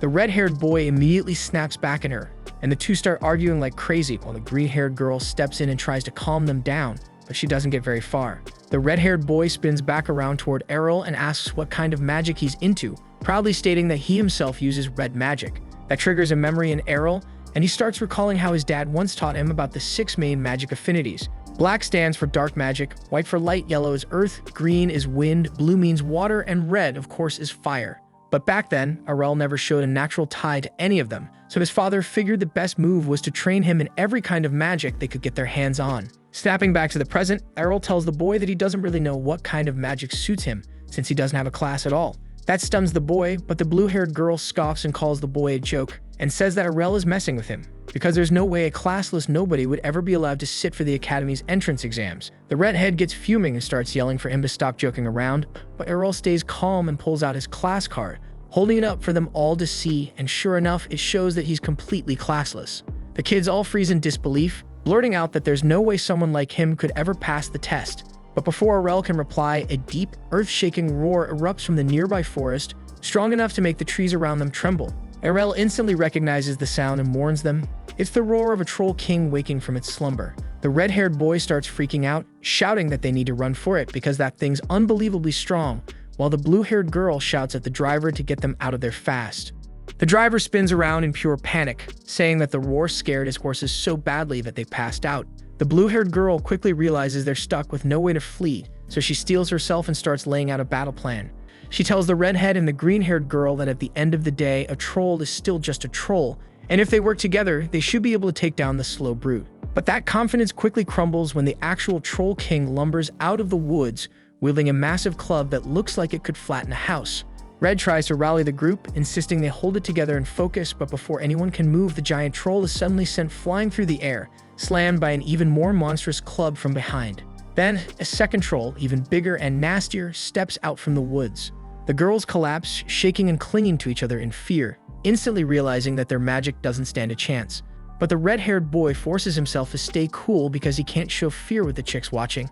So he jumps out of the cab, takes a deep breath to steady himself, and raises his wand. And with every ounce of mana he's got, he hurls a fireball straight at the troll's face.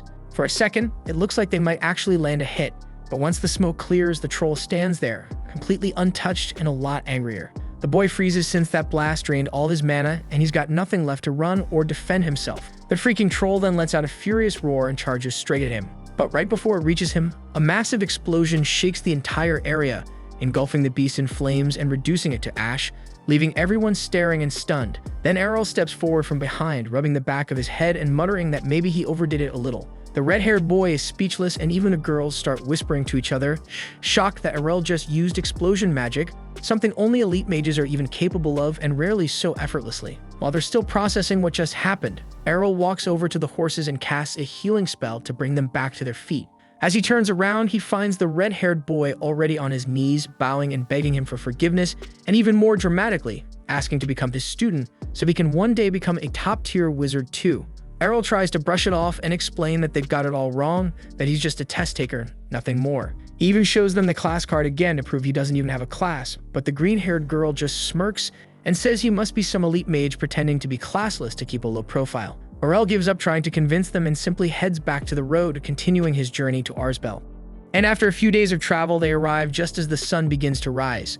The city sits nestled beside a wide lake, with drawbridges on all sides that lift and lower to control the flow of people. The girls stare, dumbfounded, as the smug, loud-mouthed redhead trails behind Errol like a well-trained mutt, bombarding him with all kinds of questions. Once they step through the gates, the boy excitedly says Errol must be here to take the red magic exam, which means the two of them will be placed together. Meanwhile, the green-haired girl and the blue-haired one are headed toward the earth and water exams. That's when Errol finds out that the academy sorts its students and tests based on their elemental affinity, and he quietly hopes they won't toss him aside the way Brescia did, just because he doesn't have a class. But then something unexpected happens, because when he walks up to the reception desk, the lady behind the counter welcomes him with a smile, stamps his card, and hands him his exam number. Errol is still uncertain and asks if it's really okay, even though he has no class. So the receptionist calmly replies that every candidate has the same right to take the test, and no one here gets turned away. That's when it really hits him that this place is nothing like Brescia. Feeling a flicker of hope, he heads toward the testing field. There he spots a group of kids lined up, one after another, taking turns.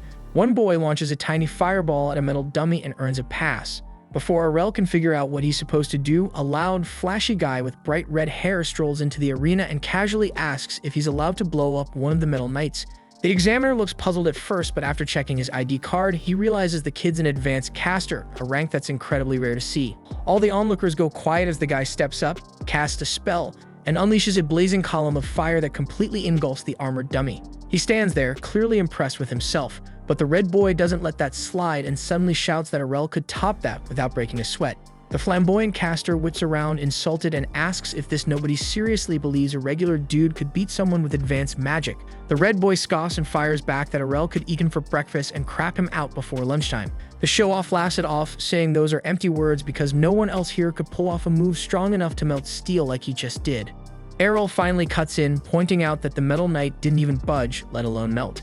The instructor steps in to explain that the knights are crafted from mithril, one of the toughest metals on the planet, so there's no way it would go down that easily. The redhead immediately starts teasing the flashy guy again, dragging Errol into it by claiming he'd outperform him without even trying, so Errol smacks him upside the head and calmly walks into the testing zone. He decides to fire off the same spell that the arrogant guy used, which already gets everyone buzzing. But instead of a flashy show, his magic unleashes a small, concentrated flame pillar that looks way too weak to cause any damage. The show-off boy bursts into laughter, but it dies in his throat seconds later when the Mythal Knight suddenly collapses into a puddle of molten slag. The boy stares in disbelief, claiming that eruption spells aren't strong enough to melt Mythal. But Arel casually explains that what he used was a custom version of that magic, where he focused all the heat into a tight column, generating a temperature far hotter than any standard eruption spell could reach. With that, he calmly walks off and heads straight to the blue magic zone, where the blue-haired girl lands her attack and clears the test. She's caught off guard seeing Arel show up, but before she can say anything, he steps up and fires off an Ice Edge spell that shatters the Metal Knight, then leaves again without a word, moving on to the green magic trial, leaving both the instructor and the students rattled. But just outside that arena, he spots the green-haired girl nervously waiting. She admits she hasn't even signed up yet because she's scared stiff. So Arel takes a minute to boost her confidence, gives her a little pep talk, and walks her over to the registration desk before heading to the arena. The exam this time is simple. Create a basic wind spell strong enough to spin the windmill in front of them. But in typical Arel style, he goes completely overboard and summons a freaking whirlwind that shreds the entire windmill into splinters, leaving the examiner speechless. The green girl's up next, but her nerves kick in again and she starts hesitating until Arel encourages her one more time and gives her a push. And thanks to that, she manages to pass as well. With those 3 schools out of the way, he breezes through both the Light and the Yellow Magic Academy without breaking a sweat and makes his way toward the Dark Magic School.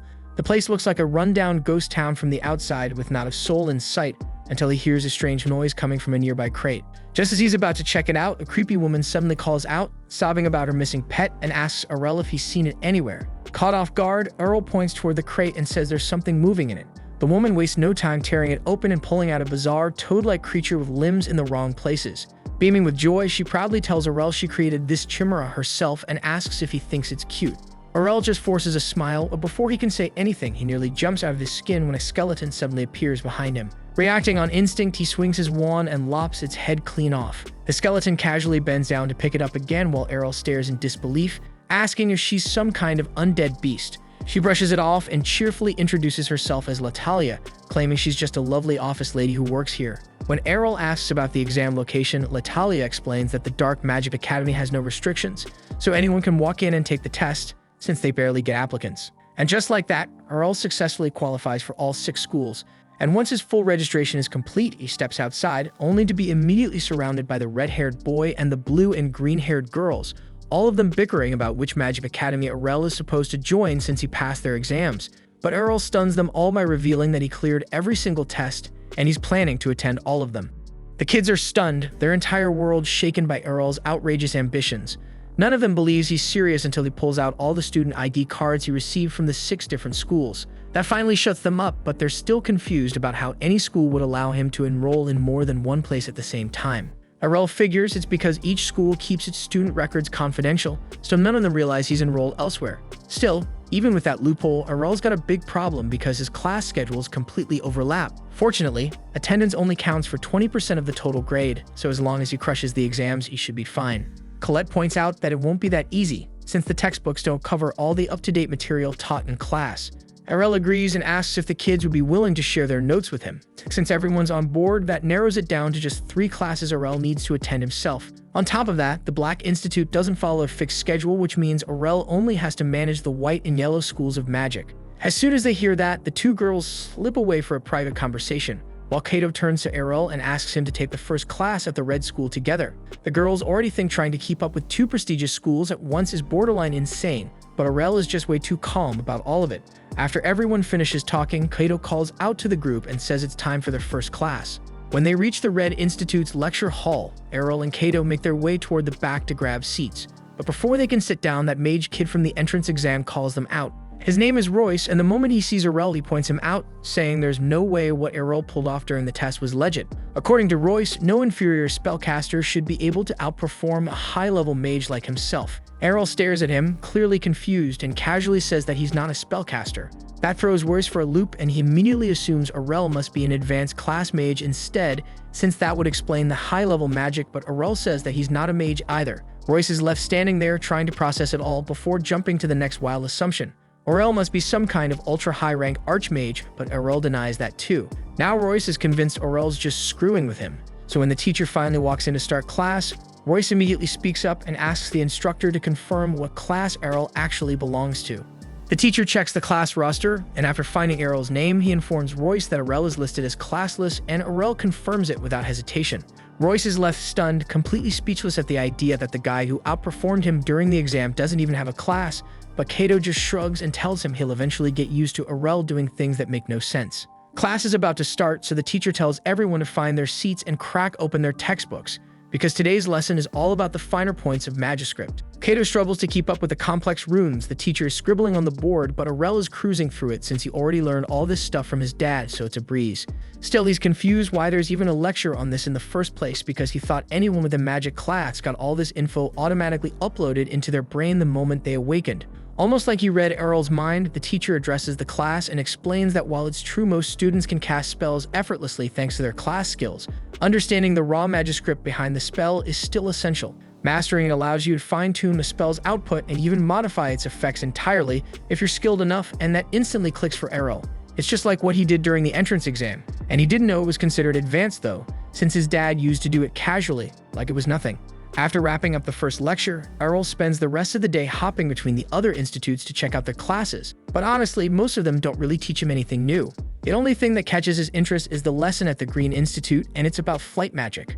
Errol perks up immediately, since that's one thing he's never actually tried before. Colette is completely baffled because she can't believe a guy who casually bends advanced level spells doesn't even know how to fly, but Errol tells her it's a long story. Turns out he asked his dad to teach him several times, but Leon flat out refused. The guy has an intense fear of heights and wouldn't touch any kind of flying spell even if his life depended on it.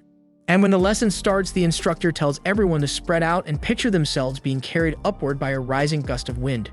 With that visualization, and assuming they already have a flight skill that handles most of the spell work, taking off should be fairly simple. But for Errol, who has no such skill and has to do everything manually, the instructor's guidance isn't much help. He glances over at Colette, who doesn't seem to have any trouble following the instructions and lifting herself off the ground. But staying balanced mid-air takes practice, and sure enough, she loses control and drops back down, but she's confident she'll get it down soon enough. Meanwhile, Errol still needs to figure out how to get airborne at all. Everyone else is visualizing an updraft, so he wonders if he could mimic that effect by conjuring a small tornado beneath his feet. He decides to test it out, but the next second, he's shot hundreds of meters straight into the sky, and then slams hard back into the ground. Colette rushes over in a panic to check on him, but Errol says he's okay, that next time he's definitely going to need to tone down the tornado's output. Right then, one of the other students flies over to show off his skills. Errol and Colette are both impressed by how smooth and controlled his flight is. The student starts bragging that he's been working on his flight skill ever since awakening as a spellcaster, and he's never lost a single race. Errol is curious and asks what kind of race he's talking about, so Colette explains it's a competition where contestants fly through a course, and whoever finishes first wins. Errol thinks that sounds like a blast and immediately says he wants to enter the next one, but the student tells him he can't join unless he actually knows how to fly. Errol says he'll just train until he gets the hang of it, but the kid shakes his head and tells him there isn't enough time. The next race is only 2 months away, and while hovering might be easy to pick up, true flight takes at least 6 months of consistent practice, so realistically he has no chance. The student isn't trying to be rude, he just doesn't believe anyone could master flight in under 2 months. And he suggests Errol focus on joining next year's race instead, then he flies off. Colette turns to Errol and asks if he's really going to wait until next year's race after all, but Errol insists 2 months is all he needs to take to the skies. After several weeks, Kufa, Colette, and Cato are all back at school after dark, and Cato can't help but wonder why they dragged him out here. Colette tells him she left something behind and had to come pick it up, but she was terrified to go by herself. Cato gets that, but he still doesn't see why he needed to come too, especially when Kufa is already with her. Colette says that actually it was Kufa who suggested inviting him along. Kufa awkwardly admits that with all the strange talk going around lately, she figured having Cato with them might be safer. Cato raises an eyebrow and asks what rumor she's talking about, so Kufa explains that for the past few weeks, people have been spotting a ghost wandering around the school grounds at night. The second Cato hears that, he starts to panic because he's absolutely terrified of ghosts. Kufa bursts out laughing how freaked out he gets and starts teasing him for it. But Cato shoots back that Kufa's been clinging to Colette this whole time, so she's clearly just as scared. The two of them get into a heated back and forth while Colette tries to calm them down, but then they suddenly freeze, eyes wide, and point at the window behind her in pure horror. Before Colette can even turn around, a figure slides open the window and clamps a hand over her mouth. Cato immediately pulls out his wand and threatens to incinerate the intruder on the spot if they don't let Colette go. That's when a familiar voice tells him to chill out before someone notices them. And once the figure pulls down their hood, everyone realizes it's Errol. They demand to know what he's doing here so late at night, and Aurel casually explains that he's been sneaking into the school every night for weeks to practice flight magic for the upcoming race. They're all blown away by how committed he is, but Kaito asks if he's really okay pushing himself like that since training every night has to be draining. Aurel thanks them for worrying, but he explains to Kaito and the rest that he always makes sure he sleeps enough and even mentions that he'd been taking a nap outside right before they arrived. The kids almost can't process what they're hearing, so they ask if he seriously means he was casting flight magic while asleep, and Aurel calmly tells them that's exactly what he was doing. Training like that lets him stabilize the spell until it becomes completely instinctive, and it also boosts his mana pool, so it ends up being incredibly efficient for his growth. Kaito is stunned by how seriously Aurel approaches his training, and even though he knows he probably won't ever reach Aurel's level, he decides he's going to start working himself hard too, and the others make up their minds to do the same. The following morning, Aurel is back in class with Kaito, and while the teacher is writing a spell on the board, he notices there's an error in it, so he speaks up and points it out. The teacher quickly realizes that Aurel is correct, so he starts fixing the spell, and Kaito thinks it's crazy impressive that Aurel managed to catch the mistakes so fast. Aurel explains that he has every spell in the textbook memorized since they don't just pop into his head like they do for the others, but Kaito can barely memorize even a single spell, so he asks how Aurel pulled that off. Aurel replies that he just trimmed down and simplified a bunch of the spells so they'd be easier to remember and activate, and the teacher finds that approach really interesting and invites Aurel to write one of his versions on the board. Aurel does it without the slightest bit of hesitation, and after carefully looking over what Aurel wrote, the teacher confirms that the simplified spell will function just fine. However, he also notices that Aurel removed every safety measure built into the spell, so if anything goes wrong, there's a real chance it could explode. Aurel knows about that risk, but he figures he can endure an explosion or two, so he didn't see any reason to waste time putting safeguards back in. As reckless as that sounds, the teacher can see that Aurel has a rock-solid understanding of Magiscript mechanics, so he asks him if he'd be interested in taking the promotion exam to advance to the 2nd grade. Aurel likes the sound of that, so he agrees to take the exam, but then Royce raises his hand and says he wants to join in as well, and since the teacher has no reason to refuse, they all head to the testing grounds together. The rules of the exam are straightforward, and along this track, a monster is going to be released, and Aurel and Royce will have to bring it down before it gets too close to them if they want to pass. It sounds simple enough, so Royce volunteers to go first and jumps down into the track. A Minotaur is then let loose onto the course, and it immediately starts charging straight at Royce, so he fires off an eruption spell at the Minotaur, but he completely whiffed the shot. Aurel can't help being impressed because he can clearly feel that the power of Royce's spell has jumped way up since the entrance exam. The teacher agrees, saying it's the payoff for all the effort Royce has been putting in, but he also reminds him that no matter how strong your magic is, it doesn't mean anything if you can't actually hit your target. Royce frantically fires off more eruption spells as the Minotaur closes in on him, but his aim is complete trash, so the beast keeps getting closer until it's right about to strike him, only to suddenly vanish at the very last second. The teacher explains that Royce was never in any real danger since they have a safety system in place to stop the monsters from actually harming the students, but he still hopes the exam drilled a valuable lesson into him about where he currently stands as a mage.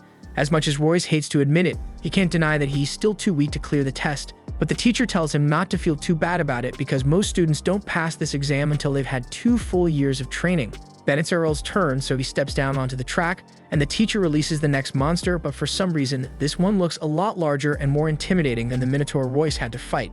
Right then, another instructor rushes over to warn Bacchus that there's been a mix-up, and a superior Minotaur was accidentally thrown in with the regular ones they'd normally use for the exam. Bacchus immediately realizes how bad that could be, since a superior Minotaur might actually be strong enough to punch through their safety system, so he shouts for Aurel to get out of there, but Aurel just says he'll be fine because he's confident he can take it down. Aurel then conjures 2 blazing fire javelins and hurls them straight at the beast, but it's far too quick to fall for a direct assault and easily flips over them. However, Aurel had already planned for that reaction, so he makes the javelins curve around in midair and slam into the Minotaur from behind, buying him just enough time to completely roast it with its customized eruption spell. And just like that, Aurel officially passes the promotion exam, and later in the day, Kaito is hyping him up to the others, talking about how insane Aurel's performance was. But Kufa notices that Aurel seems bothered by something, so she quietly asks him what's wrong. Aurel explains that he was only allowed to take the promotion exam ahead of schedule because the teacher personally recommended him. That promotion only counts inside the Red Institute, so now he has to figure out how to convince the instructors at all the other schools to sign off on the same thing.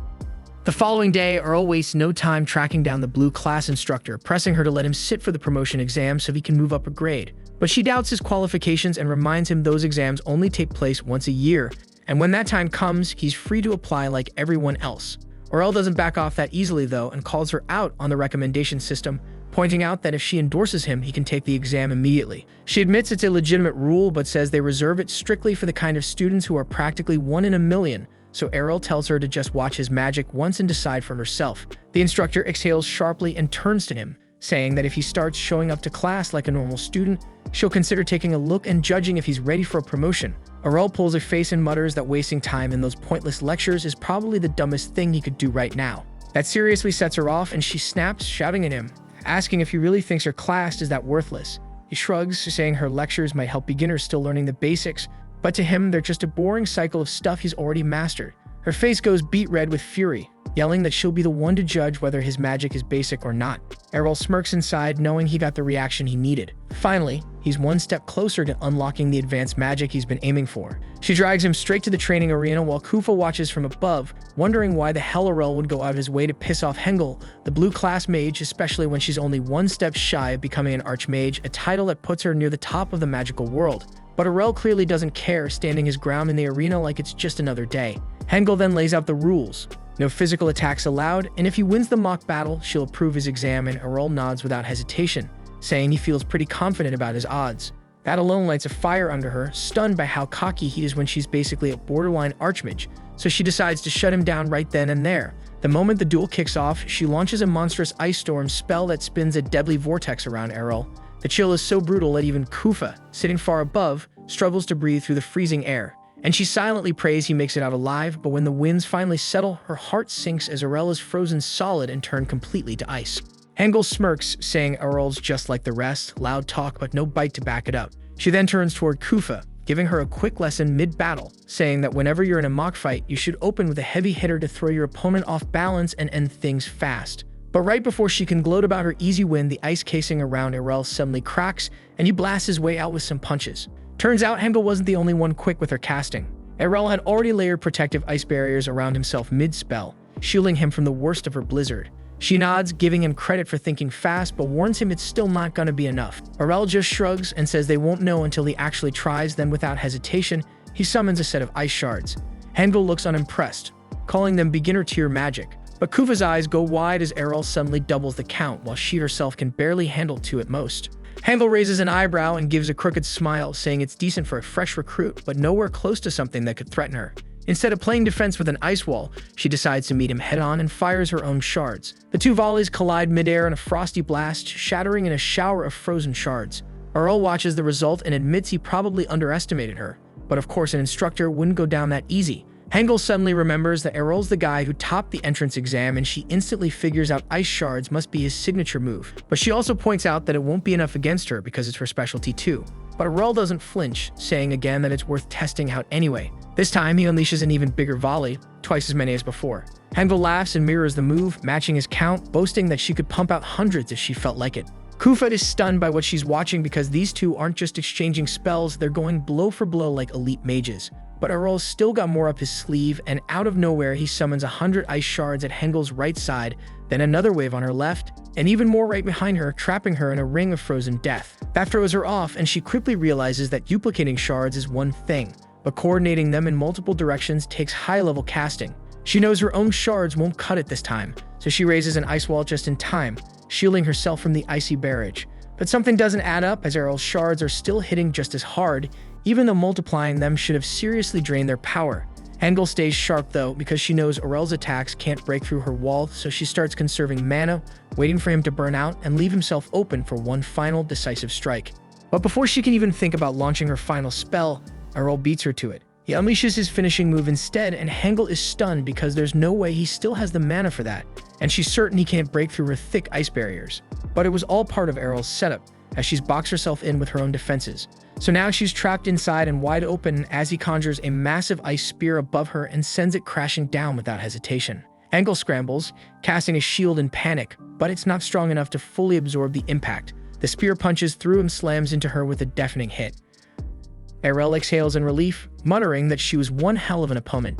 Meanwhile, Kufa stands frozen, unable to believe her eyes that a student just took down a full-fledged academy teacher. Later on, he catches up with the rest of the group outside, where Kufa fills everyone in on the fact that Hengel decided to promote Errol on the spot, skipping the official exam entirely. Kaito pumps his fist, thrilled for Errol, but Aurel isn't about to stop now. His sights immediately lock on to Colette and the green school next.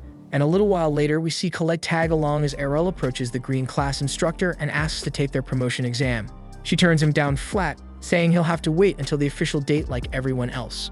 Errol pushes back, insisting that if she just gives him a recommendation, he could take the test right now, and even offers to show off his magic. But she holds her ground, saying their rules aren't the same as the other classes. At the green school, no one skips the line and exams follow the schedule, no exceptions. Errol grumbles, asking if there's any way to get around that, and the teacher, clearly fed up, says only the headmaster can make that kind of call. Errol immediately starts plotting how to reach the headmaster, but the teacher cuts him off, warning that bothering the headmaster for no good reason could get him expelled. That shuts him up quick, until Colette quietly steps in with another option. She reminds him the Academy's annual flight race is right around the corner, and every year the winner gets a personal meeting and award from the headmaster himself. Errol lights up at the idea, thinking it's the perfect plan. Not only can he beat the headmaster, but he can prove himself in the process. The green teacher chuckles, telling him not to get ahead of himself because there will be more than 300 people racing, and winning won't be easy. But Aurel doesn't even flinch and says with a smile that he's going to win it at all costs. Eventually, race day rolls around and the participants line up as the announcer introduces the school's headmaster. He gives a short greeting, wishing everyone a safe competition and reminding them to keep things clean. Just before the race kicks off, that green-haired kid shows up again, strutting up to Errol and tossing more attitude, asking if he's here to make a fool of himself again. But Errol just stares completely blank as he doesn't even recognize him, and that makes the brat snap. Furious, he shouts his name Skake and declares that he's destined to become the fastest mage in the world. And with that, the race begins and the sky fills with flashes of magic as the racers shoot off into the air, some bumping into each other and tumbling out, while the more skilled flyers start pulling ahead through the chaos. One guy rockets forward like a missile but can't steer for anything, slamming right into a wall and getting disqualified on the spot. 15 contestants break away from the rest, leading the charge, and most of them are upperclassmen with high-ranking badges. But one of the professors, named Dumble, notices something odd.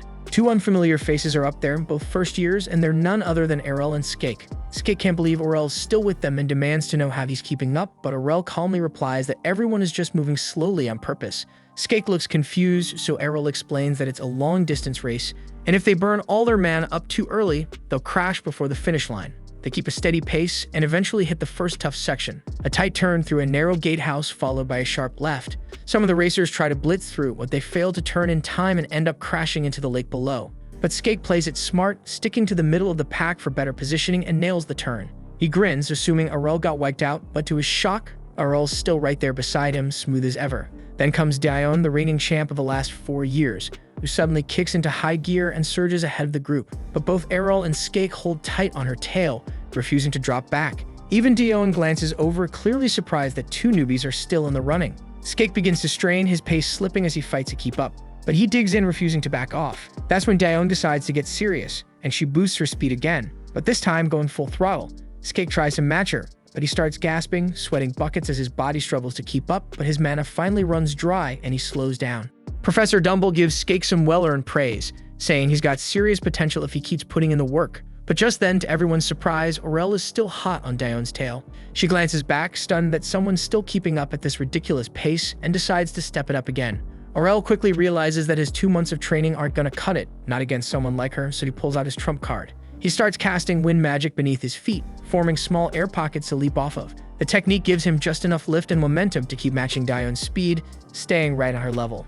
The commentator's totally lost, unable to make sense of what he's seeing, but Dumble catches on fast. He breaks it down, explaining Errol's strategy, but adds that generating that kind of lift would normally require the leg strength of a top-tier swordsman, which doesn't add up, but what they don't know is that Aurel never skips leg day, and he's not letting up as he keeps the pressure on Dion. Still, Dumble warns that the home stretch is coming up fast, and there's a nasty sharp turn before the finish, so at these speeds, they'll crash if they don't start slowing down soon.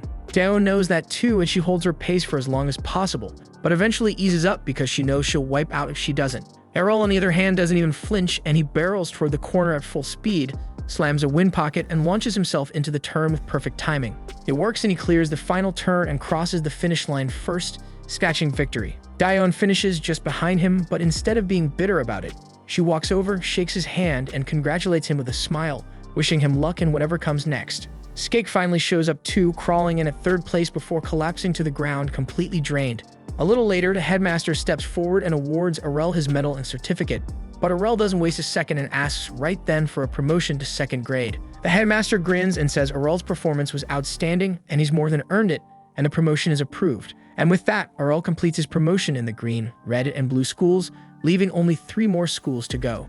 After a few days, Aurel heads to the yellow school and asks a teacher whether he can advance to the next class. She tells him that the only way to earn an early promotion is by proving his skills through a useful invention for the school's showcase. Unfortunately, since Aurel forgot to sign up in advance, all the slots are already taken. That means he'll have to wait several months for the next event. Growing restless, Aurel pleads with her to make a special exception, but she firmly declines. Desperate, he insists that he has created an entirely new type of golem, yet she still refuses to bend the rules for him. Just then, another instructor named Rogwell takes an interest in Aurel's golem. He tells Aurel that if he truly can present something special, he will take him on as a research assistant and even secure him a reserved spot in the showcase. The offer sounds almost too perfect, but Aurel agrees. Behind him, the first teacher quietly believes he has made a grave mistake, which leaves Aurel confused. She explains that while Rogwell can indeed send him into the showcase, his standards are extremely brutal because he is obsessed with golems. Aurel doesn't see the issue at first, so she reveals the truth. Rogwell specializes in combat golems and uses the showcase to ruthlessly overpower weaker students with his creations. Shocked, Aurel finally understands that Rogwell simply wants to use him as a living test subject. The teacher offers to help him withdraw from the deal, but Aurel refuses her help, confident in his own fighting strength. A short time later, the day of the showcase arrives and all the teachers proudly display their creations. Soon after, Rogwell steps into the arena and announces that he will now present his golems. The moment he appears, the crowd begins whispering that another student is about to be humiliated. Rogwell then summons his earth golems and orders Aurel to bring out his own. Aurel nods and calls forth his golem Alpha, and when Alpha steps forward, Rogwell is stunned to see it built entirely out of metal. The students watching are impressed by Aurel's ingenuity, while Rogwell assumes the metal frame is far too heavy to move properly with earth magic. Suspecting that someone might be hidden inside the armor, he rips off the golem's head, only to find it completely hollow. As he holds the head in his hands, Rogwell finally realizes that Aurel's golem is made from a custom lightweight metal mix. Convinced that the lightweight metal made Aurel's golem fragile, Rogwell orders his earth golems to launch their attack. And as one of them rushes forward, Alpha shifts into a combat stance. The moment the golem swings its fist, Alpha stops the blow dead in its path, and the sheer force of the counter shatters the attacker's arm. Watching his strongest weapon get effortlessly destroyed, Rogwell finally stops looking down on Aurel's creation. When the damaged golem regenerates its arm, he commands all the others to reinforce their bodies. With their strength boosted and attacks coming from multiple directions, Rogwell is certain that Alpha can't possibly block everything with only 2 arms. In response, Aurel calmly summons several swords for Alpha, and the golem smoothly takes up a proper sword stance. Rogwell assumes this is a fatal mistake and sends all of his golems charging in for the finishing blow. Instead, Alpha wipes out every single one of them with a single sweeping slash, leaving Rogwell frozen in disbelief. Aurel thinks it was nothing more than a basic attack, but Rogwell insists that such an advanced sword technique should be utterly impossible for a golem. Aurel explains that while ordinary golems can't wield swords, Alpha was built with a special lightweight metal and flexible joints, reducing mana consumption while greatly increasing its mobility. As Aurel finishes explaining, Rogwell finally grasps the theory behind the design, yet he still struggles to believe it actually works. Aurel then asks if his research is sufficient to qualify him for the promotion exam. Rogwell tells him that assistants aren't normally allowed to take it, but adds that he can directly request the headmaster to promote him if Aurel agrees to join his golem laboratory. And without a second thought, Aurel accepts. After officially receiving his promotion at the Yellow School, Aurel heads to the White Institute to take another promotion exam, where he meets Instructor Keed. Seeing that her eyes are always closed, Aurel asks if she's alright. Keed calmly explains that she is naturally blind, but instead perceives the world through the magical energy within people and objects. However, when she peers into Aurel's body, she discovers countless bottomless streams of magical power inside him. Stunned by the overwhelming amount of energy, Keed anxiously asks if he's truly okay, and Aurel reassures her that he's perfectly fine. In the end, she decides to set aside the strange phenomenon inside him and leads him toward the trial slate.